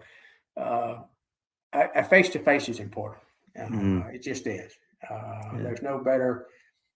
You use all the means of communication. They're all important and they all sort of add value to what you're trying to accomplish, but nothing will ever replace face-to-face. Yes, for sure. Okay, so you get selected for 7th Infantry Division, and that's out of Fort Lewis, it looks like? Yeah. So in a matter of about 4 or 5 months, I get to drive from Lewis to Bragg, get the house settled, get the kids back in school, all that crap. And then just a couple months later, turn around and go back to Fort Lewis. Okay. Did you leave your wife and kids over there so they can go to school, or did you bring them No, with you? they all came with me. Okay. Yeah, it was, Yeah. and oh, by the way, you only get one dislocation allowance, a year. Oh, wow. Yeah, yeah, that There's, sounds government-y. yeah, there's a whole story to that. But anyway, So what are I, what I what was, what do I you was what do you do at a day-to-day basis up there at that level? as a division sergeant major. Yeah. Oh man, it's awesome. It is awesome because Uh-huh. you can. Um, I hate to say it like this because nobody does what they want to do. You got your bosses, the commanding general. You've got his intent, his vision. Where he's trying to carry the division from a. What's his focus? Um, and Major General Tom James, he was really, really focused on building the team. I mean, building a team. Uh, he wanted people to love to be part of the bayonet division, and so it varies. Mhm. What you do day to day. No 2 days are the same. Yeah. Uh, there was a time when we had a small element in our division headquarters that was in Afghanistan. Mhm. So there was a time we went to visit them. Uh, Yeah. there's there's times you have units in NTC or JRTC, so you're out there observing their training, uh, Mhm. and then everything that happens on an installation, Right. um, which is a lot. Yeah. I'm actually I have 2 questions about this. Okay, so when you're at the division, you're working with how many star general, like what Two is it? two star. 2 star, and then he has like some 1 stars, right? Yeah. For like O and a S, Right. Deputy Commanding General of Operations, Uh-huh. and then a Deputy Commanding General of Support. Okay.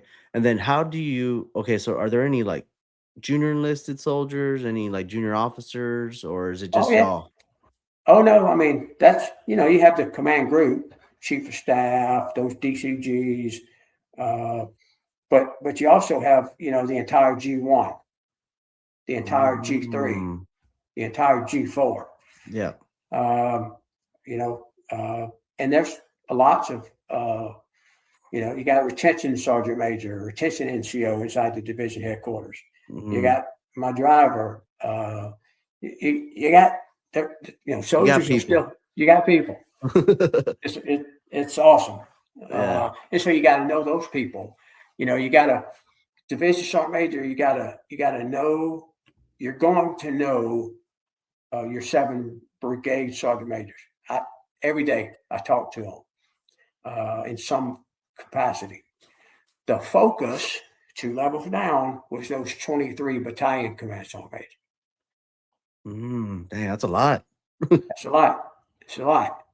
And so I really focused on developing, spending time with, uh, understanding their strengths and weaknesses as those 23 battalion CSM.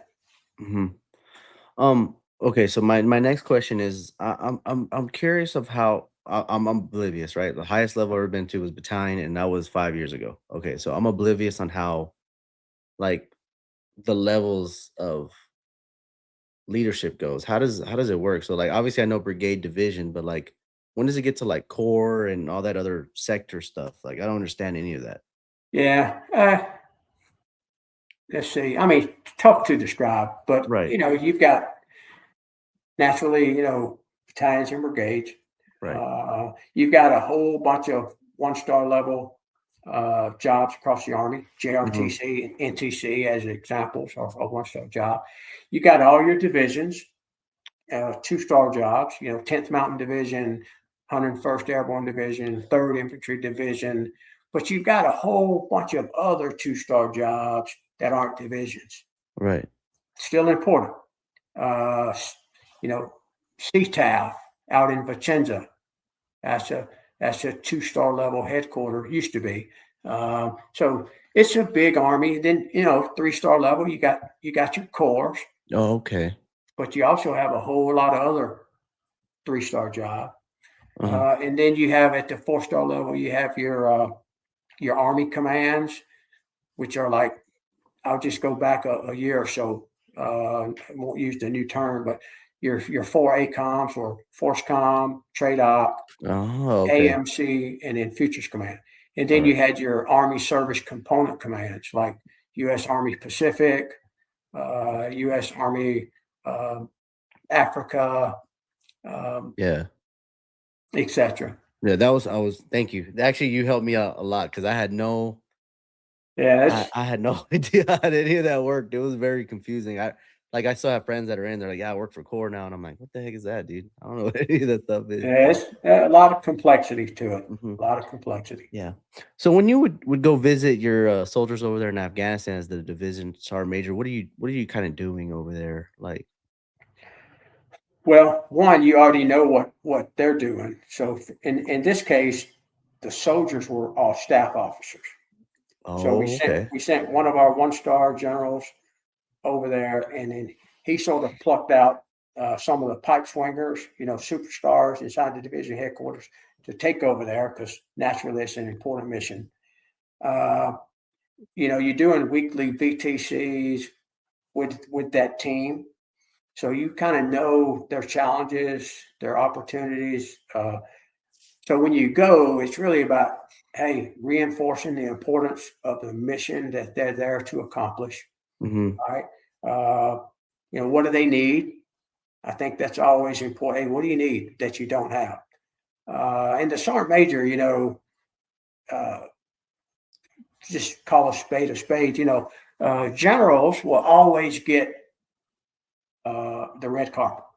Yeah, absolutely. They're going to get the right answers. Sure, everything's great, and I'm not saying that negatively. That's what's going to happen. Uh, Realities. the sergeant major can sort of get over here and sniff over here, get in the dirt, get to a little more of reality, and then part of that job is to take that back to the commander, so he is at least informed. He can make decisions, apply the right resources, change a policy. Hey, what policies are getting in your way that we can change? Hmm.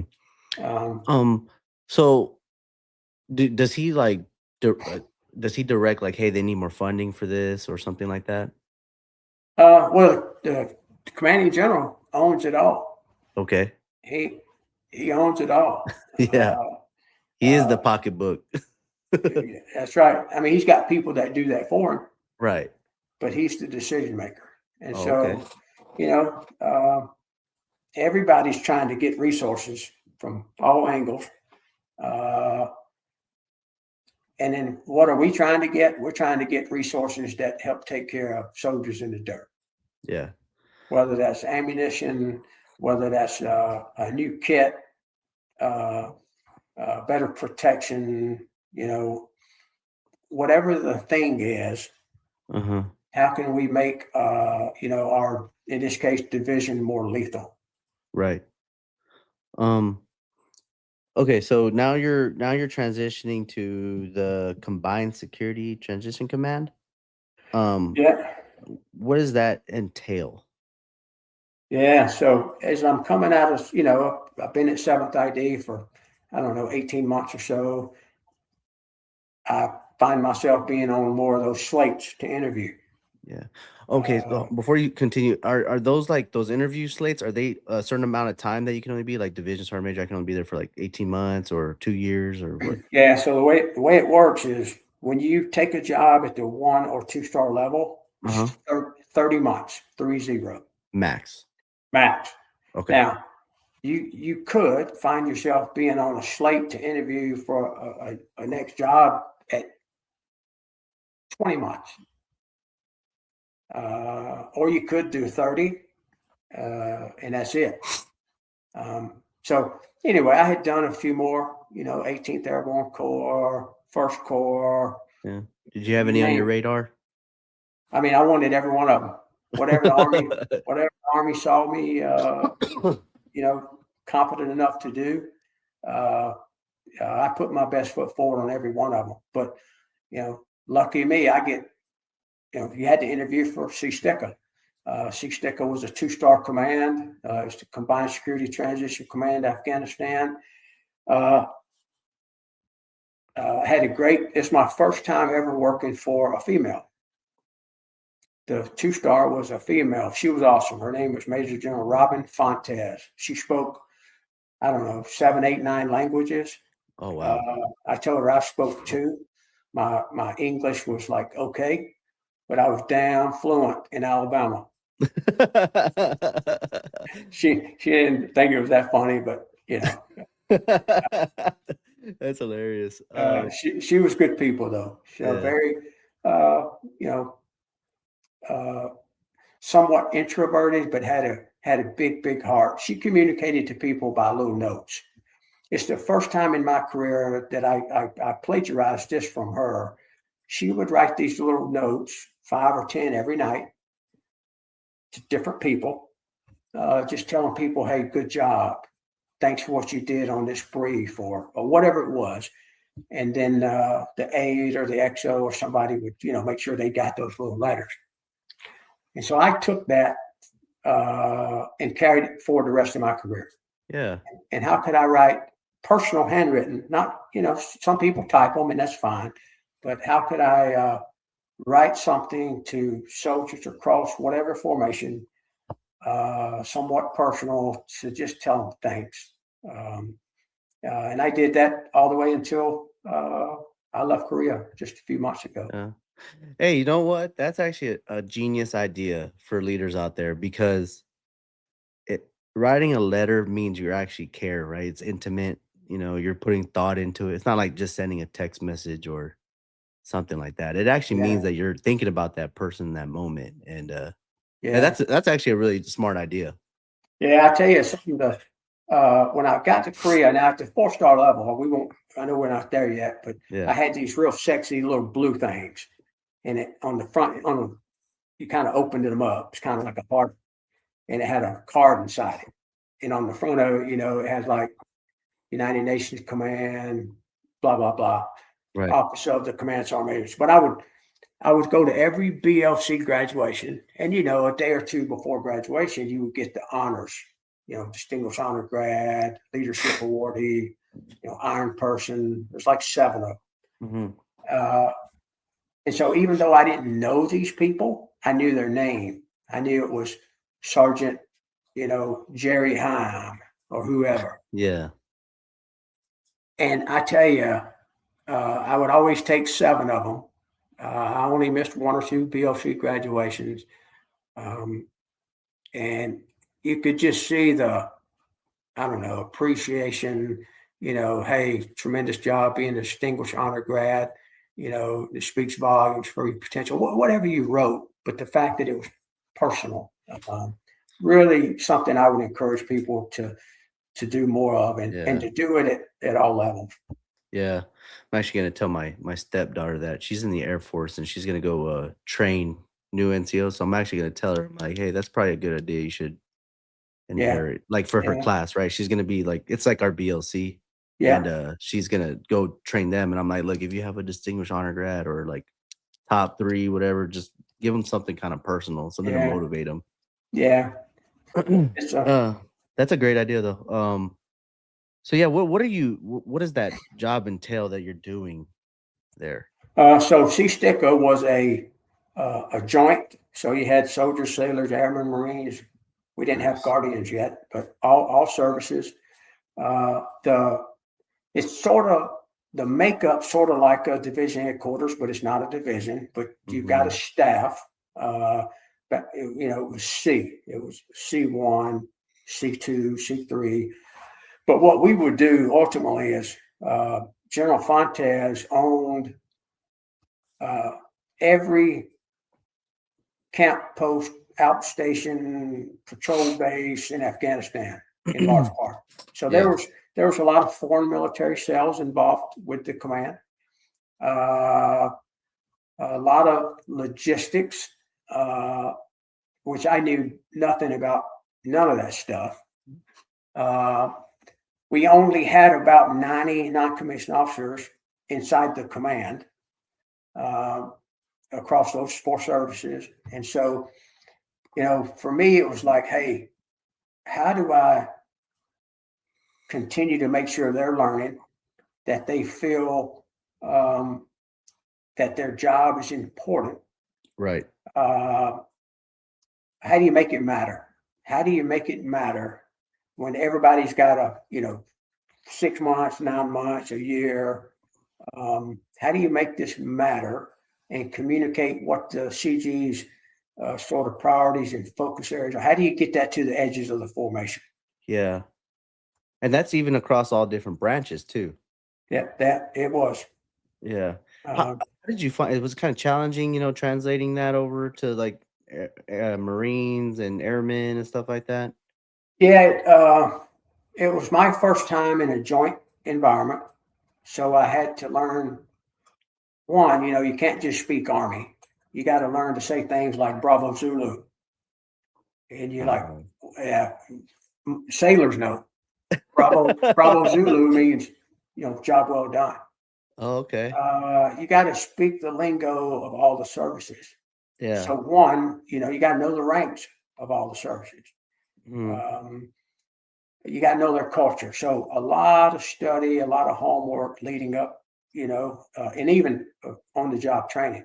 Learning never stops. Yeah. And did you work with like senior enlisted from different branches, like directly in the what is it called? Like, were y'all in the same like office building? I guess you could say in a layman's terms. Yeah. Now all the non-commissioned officers or petty officers inside C-STICA, like the E8s, the E7s, the E6s, to use pay grades. There was no other sergeant majors. Yeah. Now, I did a lot with the Afghan sergeant majors across the Afghan National Army. Right. I was constantly meeting with them, but yeah, I mean, every NCO's job matters. Everybody had a role, and my job was to help them to be the best they could at whatever their mission was, and to know the challenges. What did they need to do better, and just to be real with them. I didn't care if we talked about combat, football, or tattoos. I just wanted to be present with the people. Right. That's a good idea too, because you kind of learn them, right? Just talking about being just a person type thing. Yeah. Where are you at though? Like, what is it, like a year or something that you're doing this? Yeah, roughly. Where are you at? Like your location? We was in Kabul. Oh wow. Or some people say Kabul. Yeah, we were in Kabul. But what was cool about it, is I got to visit every corner of Afghanistan. Yeah. For the most part. We also had these really cool, like super pimped out, up armored civilian type vehicles. I mean, these things were badass. Yeah. But here's what and this will sound sort of selfish, which I certainly wasn't trying to be, but I could fly just about anywhere I wanted to every day. Yeah. Not saying I had a dedicated bird, because that's the commander had a dedicated bird. But I didn't have to put in an air mission request. I could just tell my aide or my driver, I go, hey, I want to fly to Kandahar tomorrow morning at 8 a.m. So we flew somewhere just about probably 4 or 5 times a week. Yeah. And then the other times we would drive to different places that were, within reason. Yeah. What an interesting stop you did right there. Yeah. So during this time though, do you miss being a warfighter down there? No, because we were in the fight. I mean, Yeah. there was fighting happening all across the country. I became close with the basically, I'll just say, like, the sergeant major of the Afghan army, warrior. He's an American citizen now. We still talk.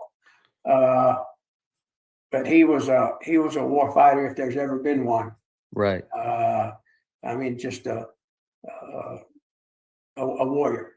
And Yeah. so you become close with a lot of the people. You wanted you wanted them to be as lethal as they could.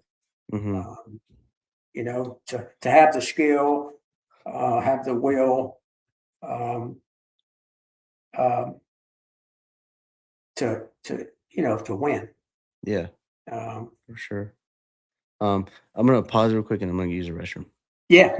All right. So we're back talking about your next position with West Point, right? Like, that's a lot of people know that's where the Army officers come out of, obviously with our OTC programs too, but was it kind of different from when you did the cadet world?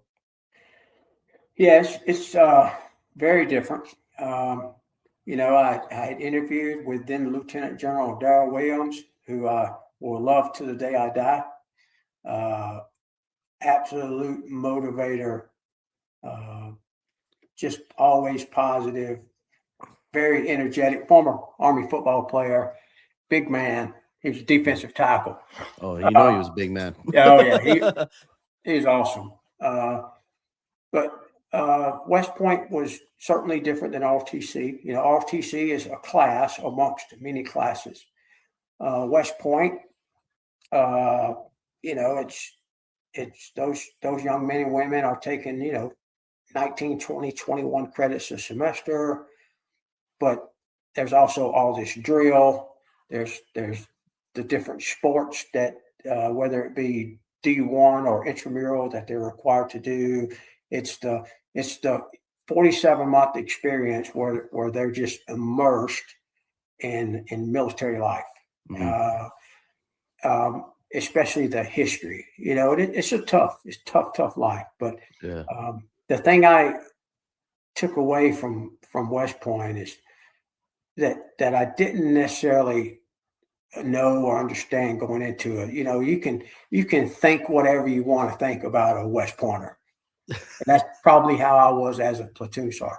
I've never had a bad officer counterpart ever in the Army that I didn't tremendously love, respect, admire. But what I saw when I was there, West Point has about 4,400 cadets, say Right. 1,000 or so per class.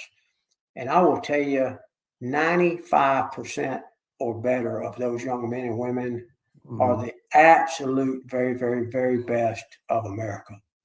They're smart, they're fit, they're humble, they're intelligent. Now there's 5% that are, so arrogant that you can sort of point out the ones that'll do their 5 years and they call it 5 and fly. Army wasn't meant for them. They just, they're going to do their best, but they're not going to be in it for the long term. You can see those a mile away. But they'll still be successful. I mean, they're CEOs of Google and everything else. But I was blown away with how hard those young men and women work every day. Yeah. How committed they are to being good platoon leaders. And they don't understand that as, plebes, or plebe is a freshman, a firstie is a senior.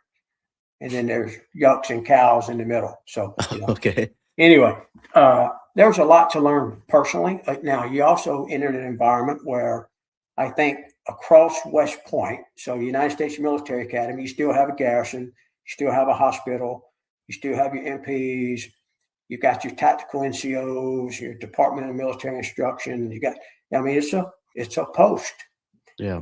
And so all those entities matter. And but when you sum it all down across the entire installation, you had about 100 NCOs. And so what I wanted to focus on was number one, cadet development. That's the mission, but equally important was how do you get out there and see, touch, smell, interact, understand what all the non-commissioned officers were doing, be it through meetings, physical fitness, being in their work environment, whether it was, MPs patrolling or a young lab tech in the hospital.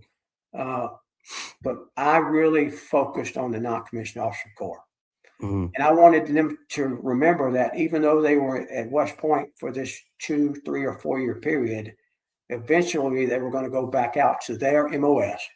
Yeah. And the challenge was, how do you maintain your relevancy? How do you stay up with the new equipment that's being fielded? How do you keep reading the doctrine? Because you're not on the .army, .mil.army.mil network anymore. You're on an EDU network. So if you allow yourself, you can sort of get forgotten about. But how do you stay connected with the profession? And I had a role in sort of doing all that. But it was awesome. I mean, traveled with the football Definitely team. good experience. Oh man, I would have stayed at West Point forever if they would have let me. Oh, wow. I think it's important what you said though too is like, hey, telling the NCOs you still got to stay relevant. Yeah. You could definitely get lost in a job like that. 100%. And I really put a focus too on making sure as much as you can, because the human resources and the Army gets a vote on where people get assigned. But I took an active role in making sure that I got the master sergeants and sergeant first classes in that I wanted. Oh, okay. I owned that in my mind. I wanted people that were of the highest character, that looked the part, walked it, talked it, because it was so important. If you think about a company inside the United States Military Academy, they'll just say 100 cadets. Well, they've got one sort of, a captain who's like the company commander, and they've got a sergeant first class who's kind of like the first sergeant. Yeah. And, for our sergeant first classes, one of the requirements to be there is you have to have been a successful platoon sergeant. Yeah. So you do get to sort of pick and choose. But most sergeant first classes across the Army, they're not, itching to go to West Point. They're itching to go to the next battalion. Right. Or, they want to be in a warfighting organization. And I tell people, I hated the term "take a knee," because if you think you were taking a knee there, don't even waste your time. I don't want you, because I promise you, there was no knee taking. What there was a different type of heavy rucksack. Oh, that's a good way to put it. It's very different, but that rucksack was still very heavy. And that captain and sergeant first class, it was just them two that were team leader, squad leader, platoon sergeant, company commander. They still do things like urinalysis. They still do field training. It's everything. And you got two people that are leading those 100 cadets through it. And you've got the cadet chain of command too. They're structured just like the Army. Oh, okay. Yeah, you got cadet first sergeants, you got cadet battalion commanders, you got a brigade commander, you got everything. Right. So the cadets run the Corps, but those officers and non-commissioned officers are there to guide, to Mentor. help them understand. And but the resources that they have and the opportunities that cadets have there is unmatched. Yeah. And again, I've seen UCLA, and I've seen Washington University, and I've seen Hawaii. I've seen all these colleges, and they're all great. They're great, but none of them, none of them have the resources and opportunity that West Point has. So it's really exceptional, and it's really exceptional for an old enlisted guy. I'm just a knuckle dragging infantryman from small town Alabama to experience that. It was the honor of a lifetime. Yeah. Yeah, no, I always wanted to go visit West Point. Just see what it's like. I mean, that's what you hear, right? Army officers come out of there. So so the next job you take is in the Pentagon, right? Yeah. And let me see, how can I word this? Is it very is it Army related, or is it more like military as a whole related? Yeah. So coming out of West Point, again, I'd done whatever interviews. Right. I interviewed with Lieutenant General Charlie Flynn, another warfighter. Yeah. Phenomenal guy. And he selected me to be the G357 Sergeant Major for the Army. I had two bosses. I had this 3-star General Flynn, and I had Sergeant Major of the Army, Tony Grinston, at the time. Those were my two bosses. And inside the G357, so think of the G357 like the S3 at battalion. Okay. But you're doing it for the Army. Oof. All of it. Yeah. Active, Guard, Reserve. So, roughly 1 million soldiers across the Army. Right. G357 is really operations readiness and deployments. When a battalion is going to go to Haiti, as an example, they're going to receive a deployment order that comes out of the headquarters Department of the Army, G357. And so, inside that directorate, you've got force management. So the design and the structure of the Army.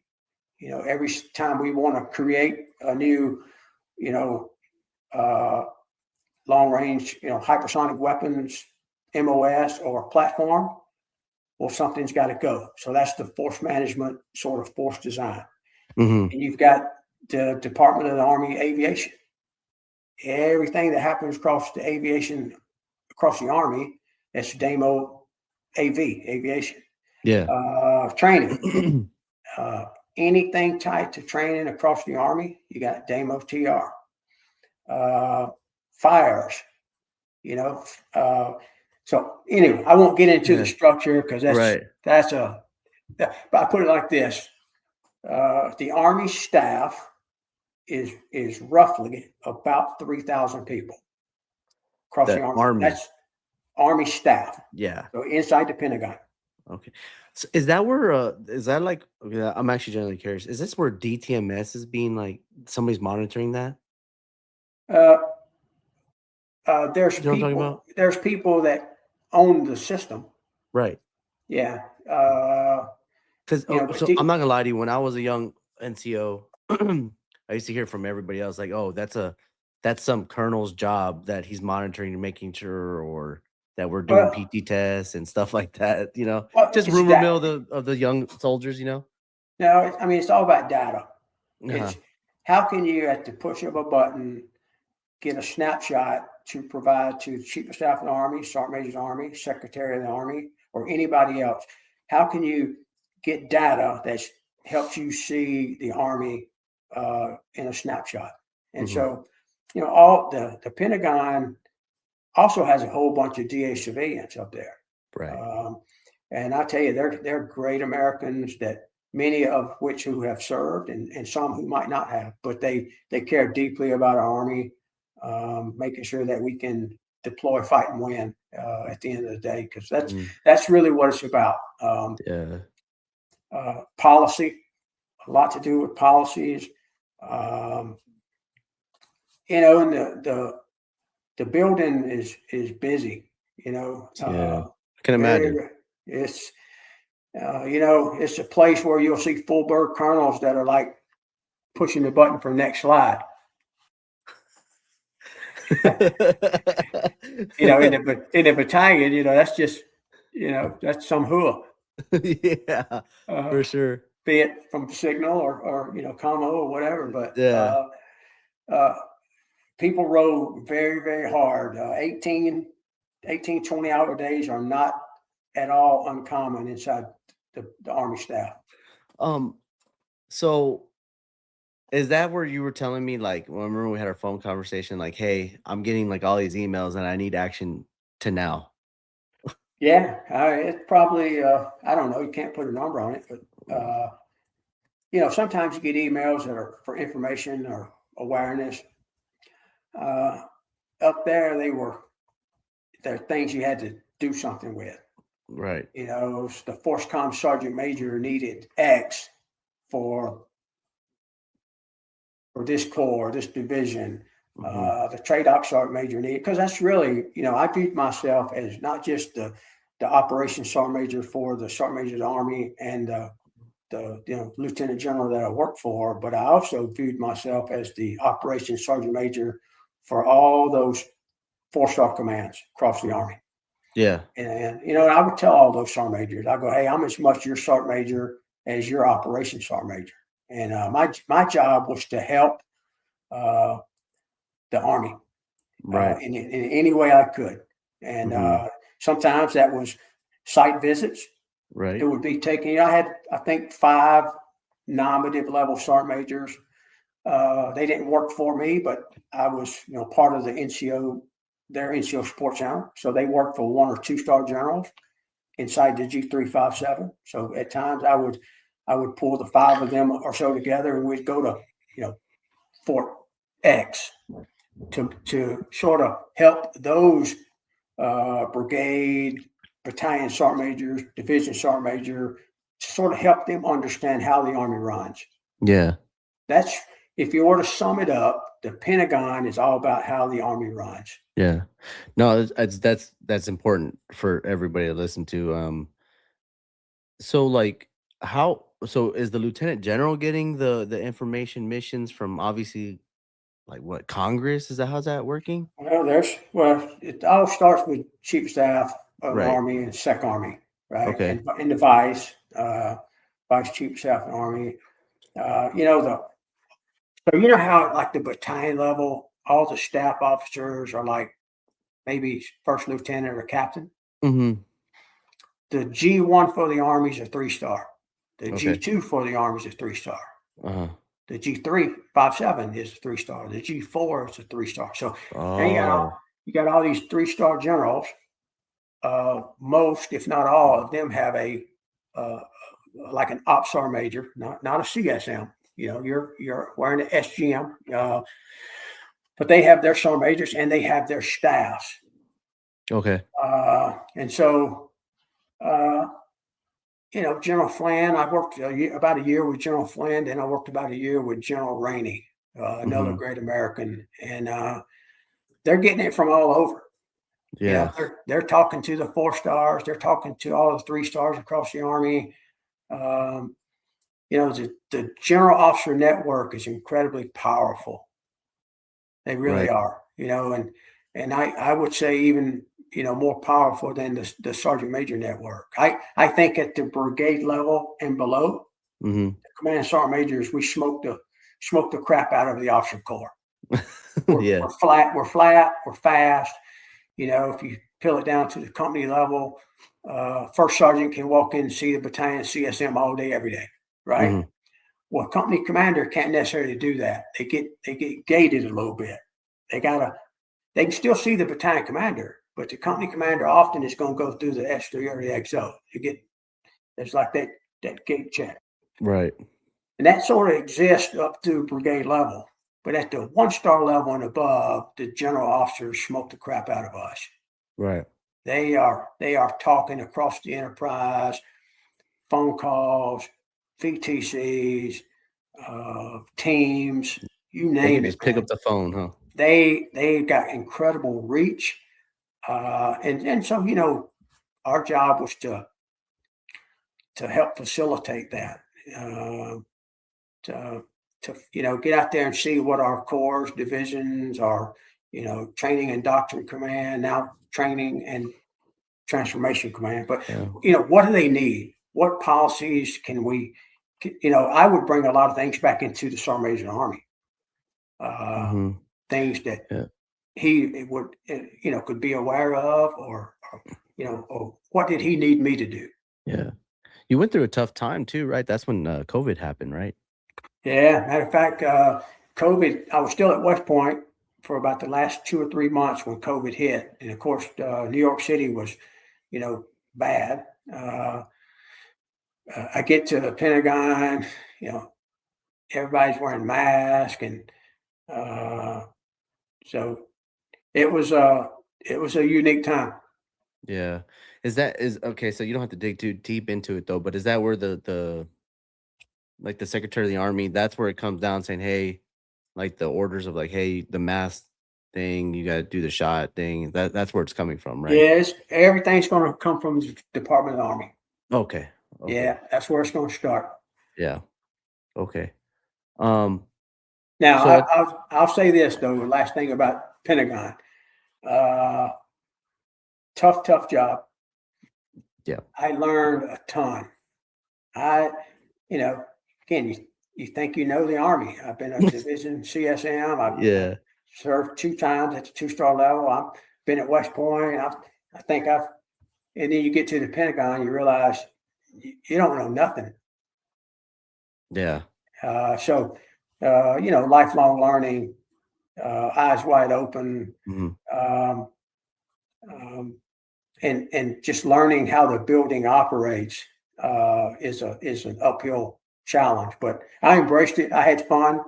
I tried to motivate people in the hallways when sometimes people weren't, heads down. They come to work at 5 in the morning. They leave at 2200 at night. Uh, I just tried to be a motivator Yeah. inside the building. Yeah. It sounds like a tough job. I mean, outside like I mean, you're running the army. Yeah, You're trying to make sure like the battalions are doing what's going to be successful for the overall yeah, picture, right? Like, right. so it's a tough job, and I mean, and especially for like probably like this the enlisted in there. It's just kind of like, hey, you're not doing the mentoring of the soldier thing anymore, right? Or are you still kind of doing that? No, it's yes and no. I mean, Right. I spent more of my time there. Again, there's not a lot of NCOs in the Pentagon. Yeah. I put it like this: I told you the Army staff is, we'll just say 3,000. Uh-huh. The G357 was probably about 1,200 people Yeah. Yeah. of that 3,000, and Uh-huh. of that 1,200, people, Mhm. probably about 70 that were non-commissioned officers.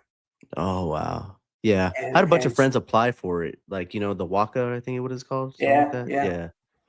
And so, I again, I'm going to always have an eye on the non-commissioned officer development. How do I would tell even the sergeant majors. So you'd get sergeant majors coming in, who are not brand new. These guys were working for 1 and 2-star level generals.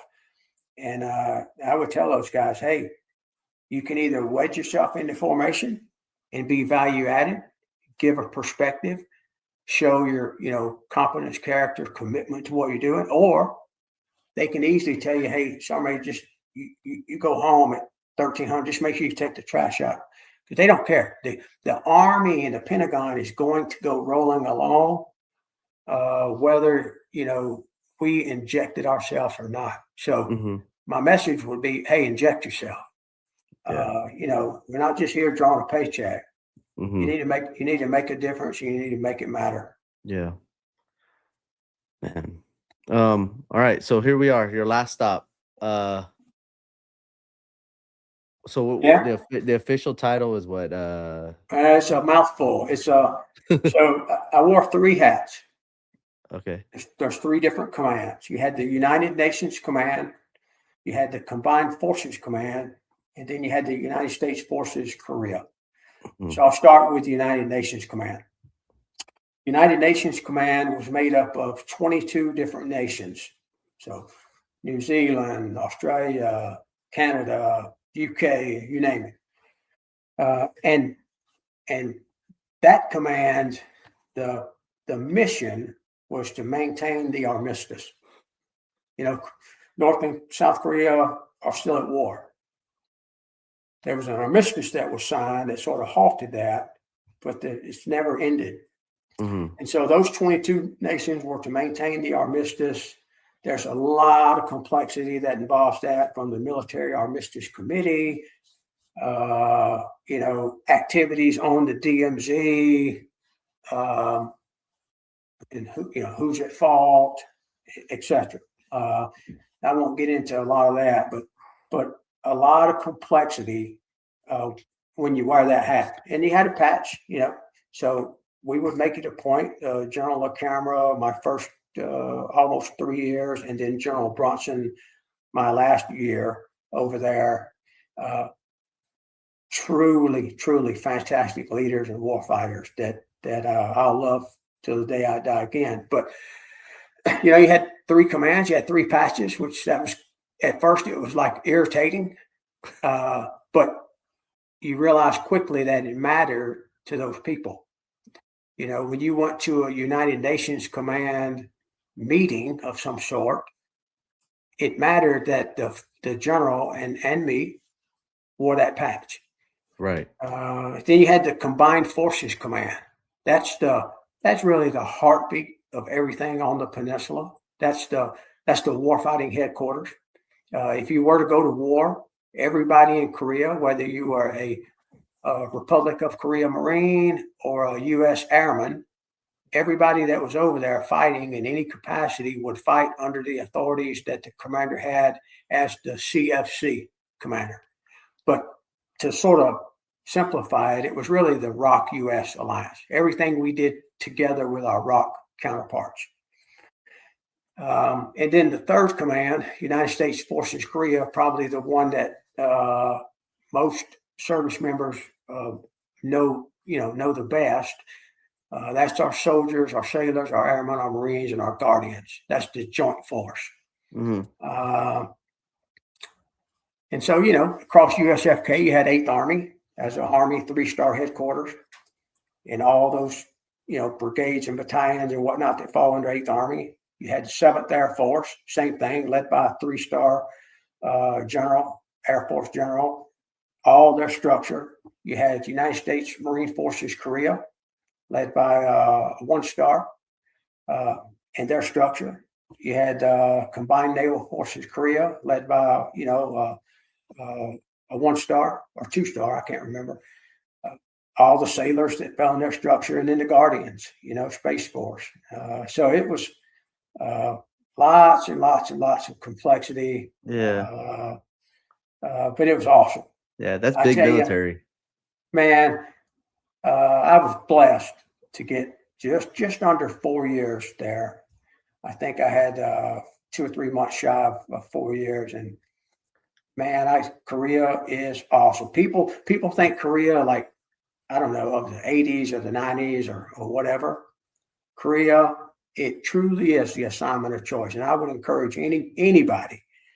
We're just creatures of what we know. Like, I want to be at Fort Bragg, or I want to be at Fort, whatever. Man, go to Korea. I promise you, you will love it. And the Camp Humphreys is where our headquarters was equal to or better than any post we have in the continental United States. Yeah. That's a fact. That is a fact, because I was there in 18 to 19, and I forgot what first of all, that DFAC over there is really good. Yeah. I forgot which one is it. Well, all of them. Yeah. They're all phenomenal. It's just an awesome place to serve. But I cherished the opportunity that I got to serve over there. Fight tonight, has to mean something, and I think it does over there. I think, there's something to be said about DPRK in North Korea, just so many miles north of you, and that sort of posture that you always have to be ready, because you really don't know Yeah. when something could go awry. Yeah. And I only did like a rotation there, a 9-month rotation. And obviously the global war on terror kind of was dying down during that time. So, and we spoke about this before too. I feel like that's the closest thing that soldiers can get to, right? Because the mission is there, right? The O plan, right? That's there. Yeah. And then obviously the platoon level soldiers, they don't really get all of it, but they get a gist of it, right, from their leaders. And Yeah. then you really don't have a lot to worry about, right? You're not Yeah. you're worried about the job there. Yeah. Very few training distractions. Hmm. And we're blessed in Korea. You have the Korea local nationals, like, soldiers, sailors, airmen, Marines over in Korea. Nobody pulls gate guard, and you have to do that sometimes. Back in, continental United States, that's a tasking. But really, and the other thing too is, many single service members, they're gonna come there for a year. And so now that's changing.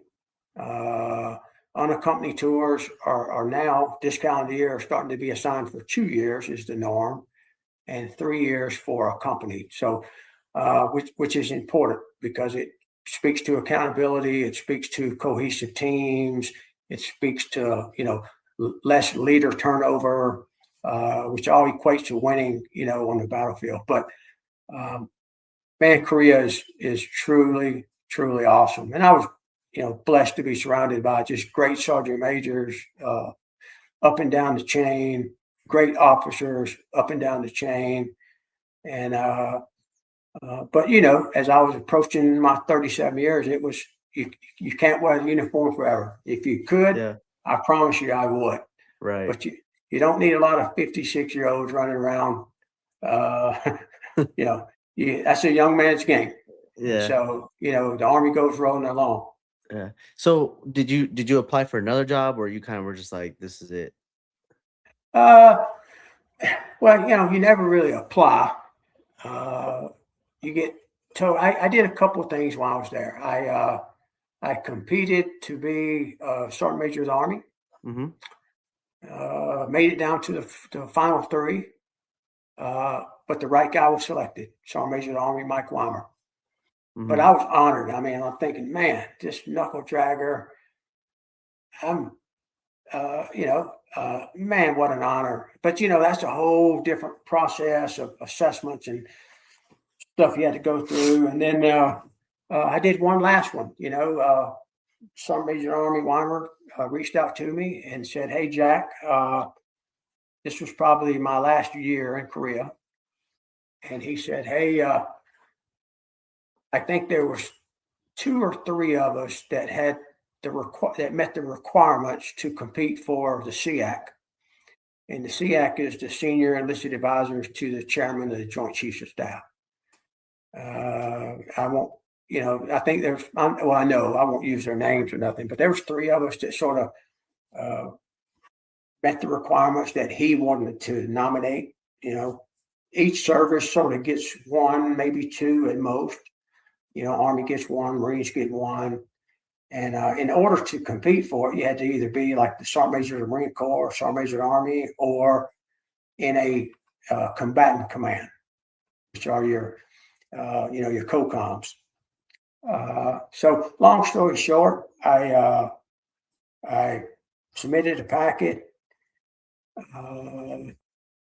whatever, knucking down. I interviewed with the current chairman of the Joint Chiefs, which was awesome. He's Mm-hmm. Air Force 4-star. He's a great, great man that values trust and really empowers the SEAC. And Dave Isom was the guy selected for it. Mm-hmm. he was the right guy for it. And he was the USER-PAC senior enlisted leader at the time. And I was super proud for Dave. And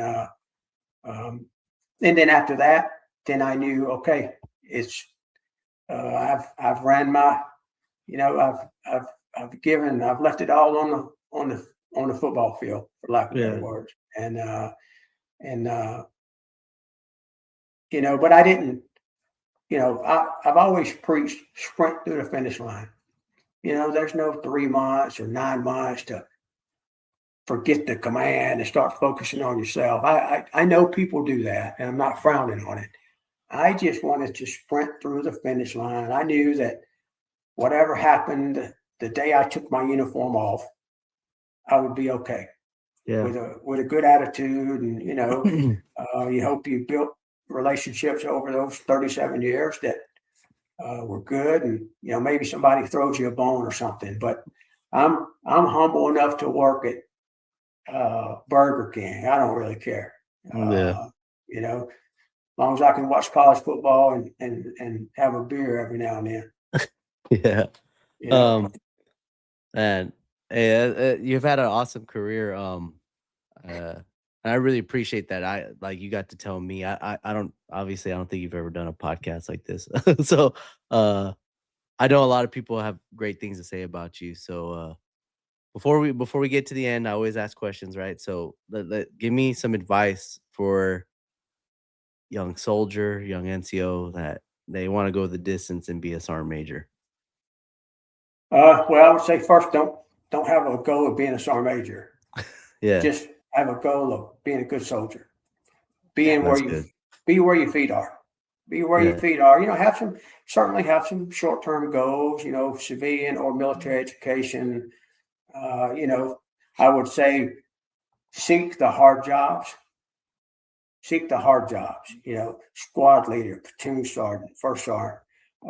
Don't be focused on, I got my 2 or 3 years key and developmental time. What's next? Just trust me that leaders across our Army, they're going to manage you, and they have your best interest at heart.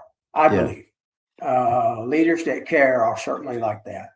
Right. So just be where your feet are. Focus on taking care of your soldiers. Our Army motto, if you will, be all you can be. That's more than words. It means,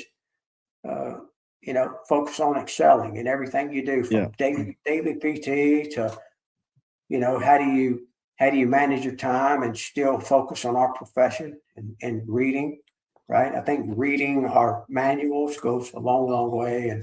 I guess I would end with this. Your rank or where you go in your career, that doesn't define you. None of it does. It doesn't matter if I had retired a young sergeant first class or an old trusty command sergeant major. Right? What it's about is how do you give back? How do you help our Army be the absolute best it can be? Because it matters to our nation. And it matters to our sons and daughters, and our. I got 4 granddaughters. It matters to them. Yeah. So simple answer, but it's just be where your feet are. Focus on today with an eye on tomorrow. Learn from your failures, and try not to repeat them. Yeah. And you'll be okay. Find you some good mentors that set the example every day, and then do your very, very best to live honorably, to lead honorably, and to demonstrate excellence in everything that you do. Right.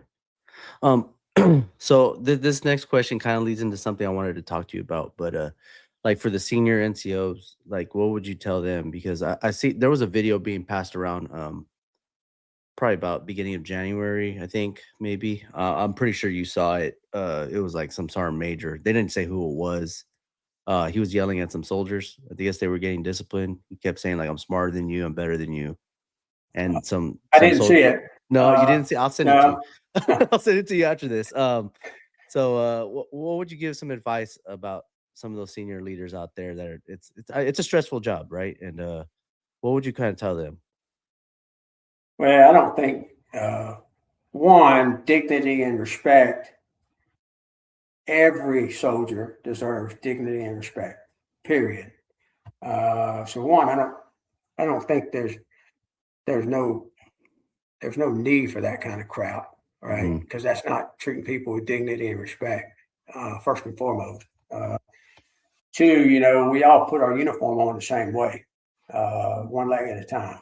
And I tried to be no different than I was as a sergeant major as I was when I was a specialist. I just wanted to come to work every day and do the very best I could to accomplish the mission and take care of people. And I think that's the way leaders should look at it is, again, you never arrive.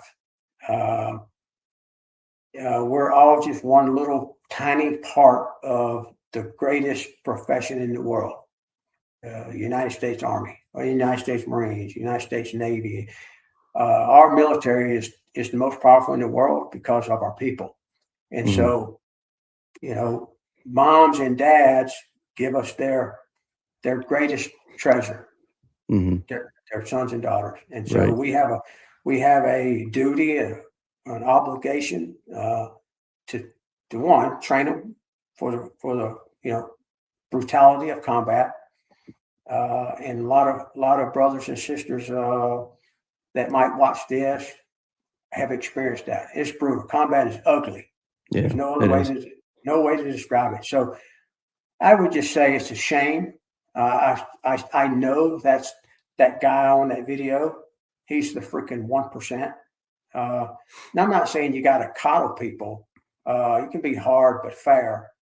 But our soldiers always deserve to be treated with dignity and respect. All right. So last 3 questions. So you've been through it a long time, right? We said combat was really it's brutal, right? It's ugly. It's the worst in humanity, I think. And a lot of guys that you grew up with in the military, they saw those early days in Iraq, those days in Afghanistan where they just did the worst, right? And they lost their families, right? So what kind of advice would you give to like the parents out there that are serving the military? They're doing the hard work. They saw the brutalness of that combat. What would you kind of tell them? You mean like service members that were in the GWOT fight, and then now they're well, both, because like the GWOT fight, and then like, hey, there's still some now that they're just trying to managing the career and their family too. So it's a little bit of both. Yeah, well, it's not easy. I don't know. I'm a real simple guy. I think you just pour your heart into whatever you're doing right now. Right. Whether that's being a parent, whether that's being a leader, all the different hats that we wear. Yeah. And we wear a lot in life. I just, there's no silver bullet answer. Just be a good person, live honorably. That it inculcates a lot. But try to be the best example you can for everyone that's in your life. Soldiers equal to family, and just try to make it matter. Yeah. And there's no there's no best or one answer. It's everybody has to sort of figure that out as you navigate this crazy thing called life. Yeah. Next one, you could probably guess it. Spousal. What you got? What you got for that? I don't know. It's probably my worst answers. I've been married just over 37 years. Yep. So I got married 7 January 1989. 23 January 1989, I was on day 1 basic training. And and my wife is awesome. She's the true ranger of our family. That's a fact. Right. And she deserves the tab if there's ever been somebody that's won one. But I don't know, man. try to be, be good to each other. Yeah. You got all the little sayings out there, happy wife, happy life, and all that. It's true. It's all true. I guess I would simplify it by, as we were on my last year in Korea,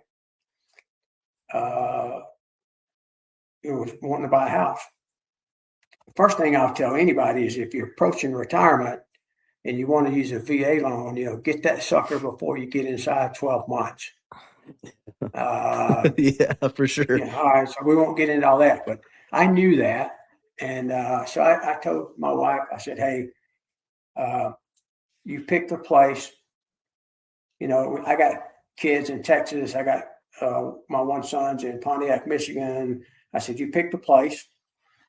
You pick the house. I don't care. I don't need to see it. I trust you fully. And so she did. She came back a few times from Korea, which is not a cheap flight, looking and all that stuff. And then she called me one day and said, hey, I need you. So long story short, we flew home on Christmas Eve. And the day after Christmas, I saw the house and I signed. Yeah. I don't have no good advice. Just when you love someone, you're gonna make it work, and those vows that I think most people take for good, all the bad. Just know that you're in this journey together. Yeah. And just hey, love is real. Mm-hmm. And Yeah. sometimes it doesn't work. And that's part of life too. So I don't know. I don't have no good advice. Hey, it was actually good advice. The be good to each other. That's great. You had some good stuff in there. My last question, right? The transitioning from soldier to civilian. Yep. Yeah, it's I guess I'm still kind of in it. I did my I left Korea 19 November. So I've had 3 months or so. First thing I'll say is I am a soldier for life. So I don't look at it as retirement. I look at it as I graduated. I didn't retire from military service. I just graduated to the next chapter of however I can give back to our Army, whether that be through veterans of foreign wars, the community, whatever, telling our Army story, which is really what you're doing here. And it might be, focused sort of on the global war on terror, but really you're telling people's Army story. And so,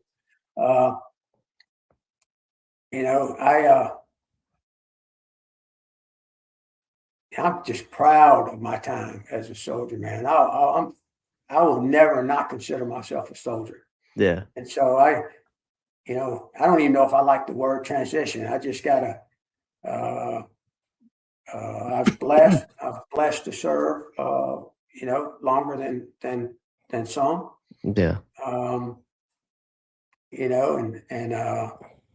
I would tell people this when you transition, and don't never be sour towards the Army, because you had a ton of great moments. You had some bad moments. Remember the good times. Remember your brothers and sisters that you got to do it with. And because those memories are all you're going to have once you take the uniform off. Yeah. And be incredibly proud of that, but I don't know. I'm a little bit bored. I joined a Planet Fitness, so we got kind of down here, and but I still get my PT in every day, except Saturdays. I don't work out on Saturdays. Trying to figure out what I'm gonna do, next. Yeah. But that's good, man. I appreciate it, man. Like it kind of got me a little emotional, right? I knew when my time was. I like I said, I did 9 years, and it was a little emotional when I got done too. Yeah, and, it's different. It's tough. It's tough, Yeah. but Even my wife, she did 12 years, and oh, awesome. yeah, she it was tough for her too. Like she did it later in life. She started at 28, and I got out first. She got a second, and Yeah, it's definitely yeah, tough, man. And what you said, you really enjoy the I enjoy the good times. I don't ever. Obviously, I still remember when my favorite moments when I had to mop a drill pad of bird crap, but yeah. but I don't really. I still keep in contact with one of my best friends. He's a PA in the army, and yeah, just That's the key right there, man. yeah, Is uh, even if it's just a random phone call, yeah, brothers and our teammates need to hear from us. yeah, So, but life has its demands too, yeah, and so it's just we are blessed to be able to say we were. You know, I I've said this a lot too in different ways, but there is nothing, man, nothing more awesome, honorable. You pick the word than waking up every day and it says U.S. Army, Navy, Air Force, Marines, and it's got your last name. Uh, and you get to, and it has our yeah, nation's flag on the shoulder. yeah, And but you can't do it forever. yeah, And it doesn't matter. I just tell yeah, people, hey, you served 2 years or 20 years. God bless you. right, Uh, they raised their hand and said, "Put me in." mhm, And we all join for different reasons, mhm, but we stay for the same. yeah, How long we stay doesn't matter. I hope everybody's very, very proud of their time and and and tell your story. Everybody out there should tell their story yeah, because the United States military, we are the superpower. right, Last time I checked, there's only one, and it damn sure ain't no Russia or China. yeah, yeah, yeah. What my guidance for this podcast is because I feel like we, as the global war on terror era, the next war, right? Because it's coming, whatever it's gonna be, they Right? can learn from us, right? Like how to reintegrate back into society, Yeah, how to deal with your family problems, dealing with the war and everything like that. And that's really what I want out of it is for the next generation, right? yeah, How are you guys gonna survive like we did? yeah, yeah. I think one is having someone that you admire, trust, a mentor, or something that you could, that maybe have been through some of the same challenges or experiences, and have someone that you can relate to. Hmm. uh, whether it be a battle buddy or a family member. But Yeah, everyone should communicate. yeah. Look at us. Yeah, that's right. Talking and hey, no, trust me or you or nobody's figured it all out. No, not even We're, close. yeah, we're all high crawling through today. Yeah. But it definitely helps, right? Like I tell this to everybody. I probably know about 5 people I've had on, like, personally. Yeah, And this feels good, like, always, like, talking about the good times, yeah, it just talk to somebody, and you'll feel better. Like, don't isolate. I know people are like, I don't want to be around people. I'm like, no, you just don't want to be. You got to be around your people. That's all yeah. it is. That's That's all right. it is. That's right. Mhm. Well, Jack, that's all I got for this podcast. Do you have any questions for me? No, Jeremy, I just say first, thank you, man, for the time. I know we talked about a lot of stuff, and but thanks for what you're doing to connect warfighters, to connect veterans. Um, um, Really important, and I appreciate you and your family for because nobody's paying you to do this. You're doing this because you care, and so I greatly appreciate that. Oh, well, I appreciate your service. Congratulations on a great career. You got a few weeks left, and then you're out. Yeah, I know. I got to figure out how to get a retiree ID card on 1 March. Dang, okay. Well, Jack Love, ladies and gentlemen. Thanks, brother. Thanks, Jeremy. God bless you, man. Thank you so much for watching this episode. If you already made it this far, go ahead and hit that subscription button or follow if you're on Spotify. Share this content. Once again, hit us up on all major socials. I'm always looking for guests. Thank you so much for checking it out. We drop a new episode every Wednesday. And with that, we'll catch you on the next episode.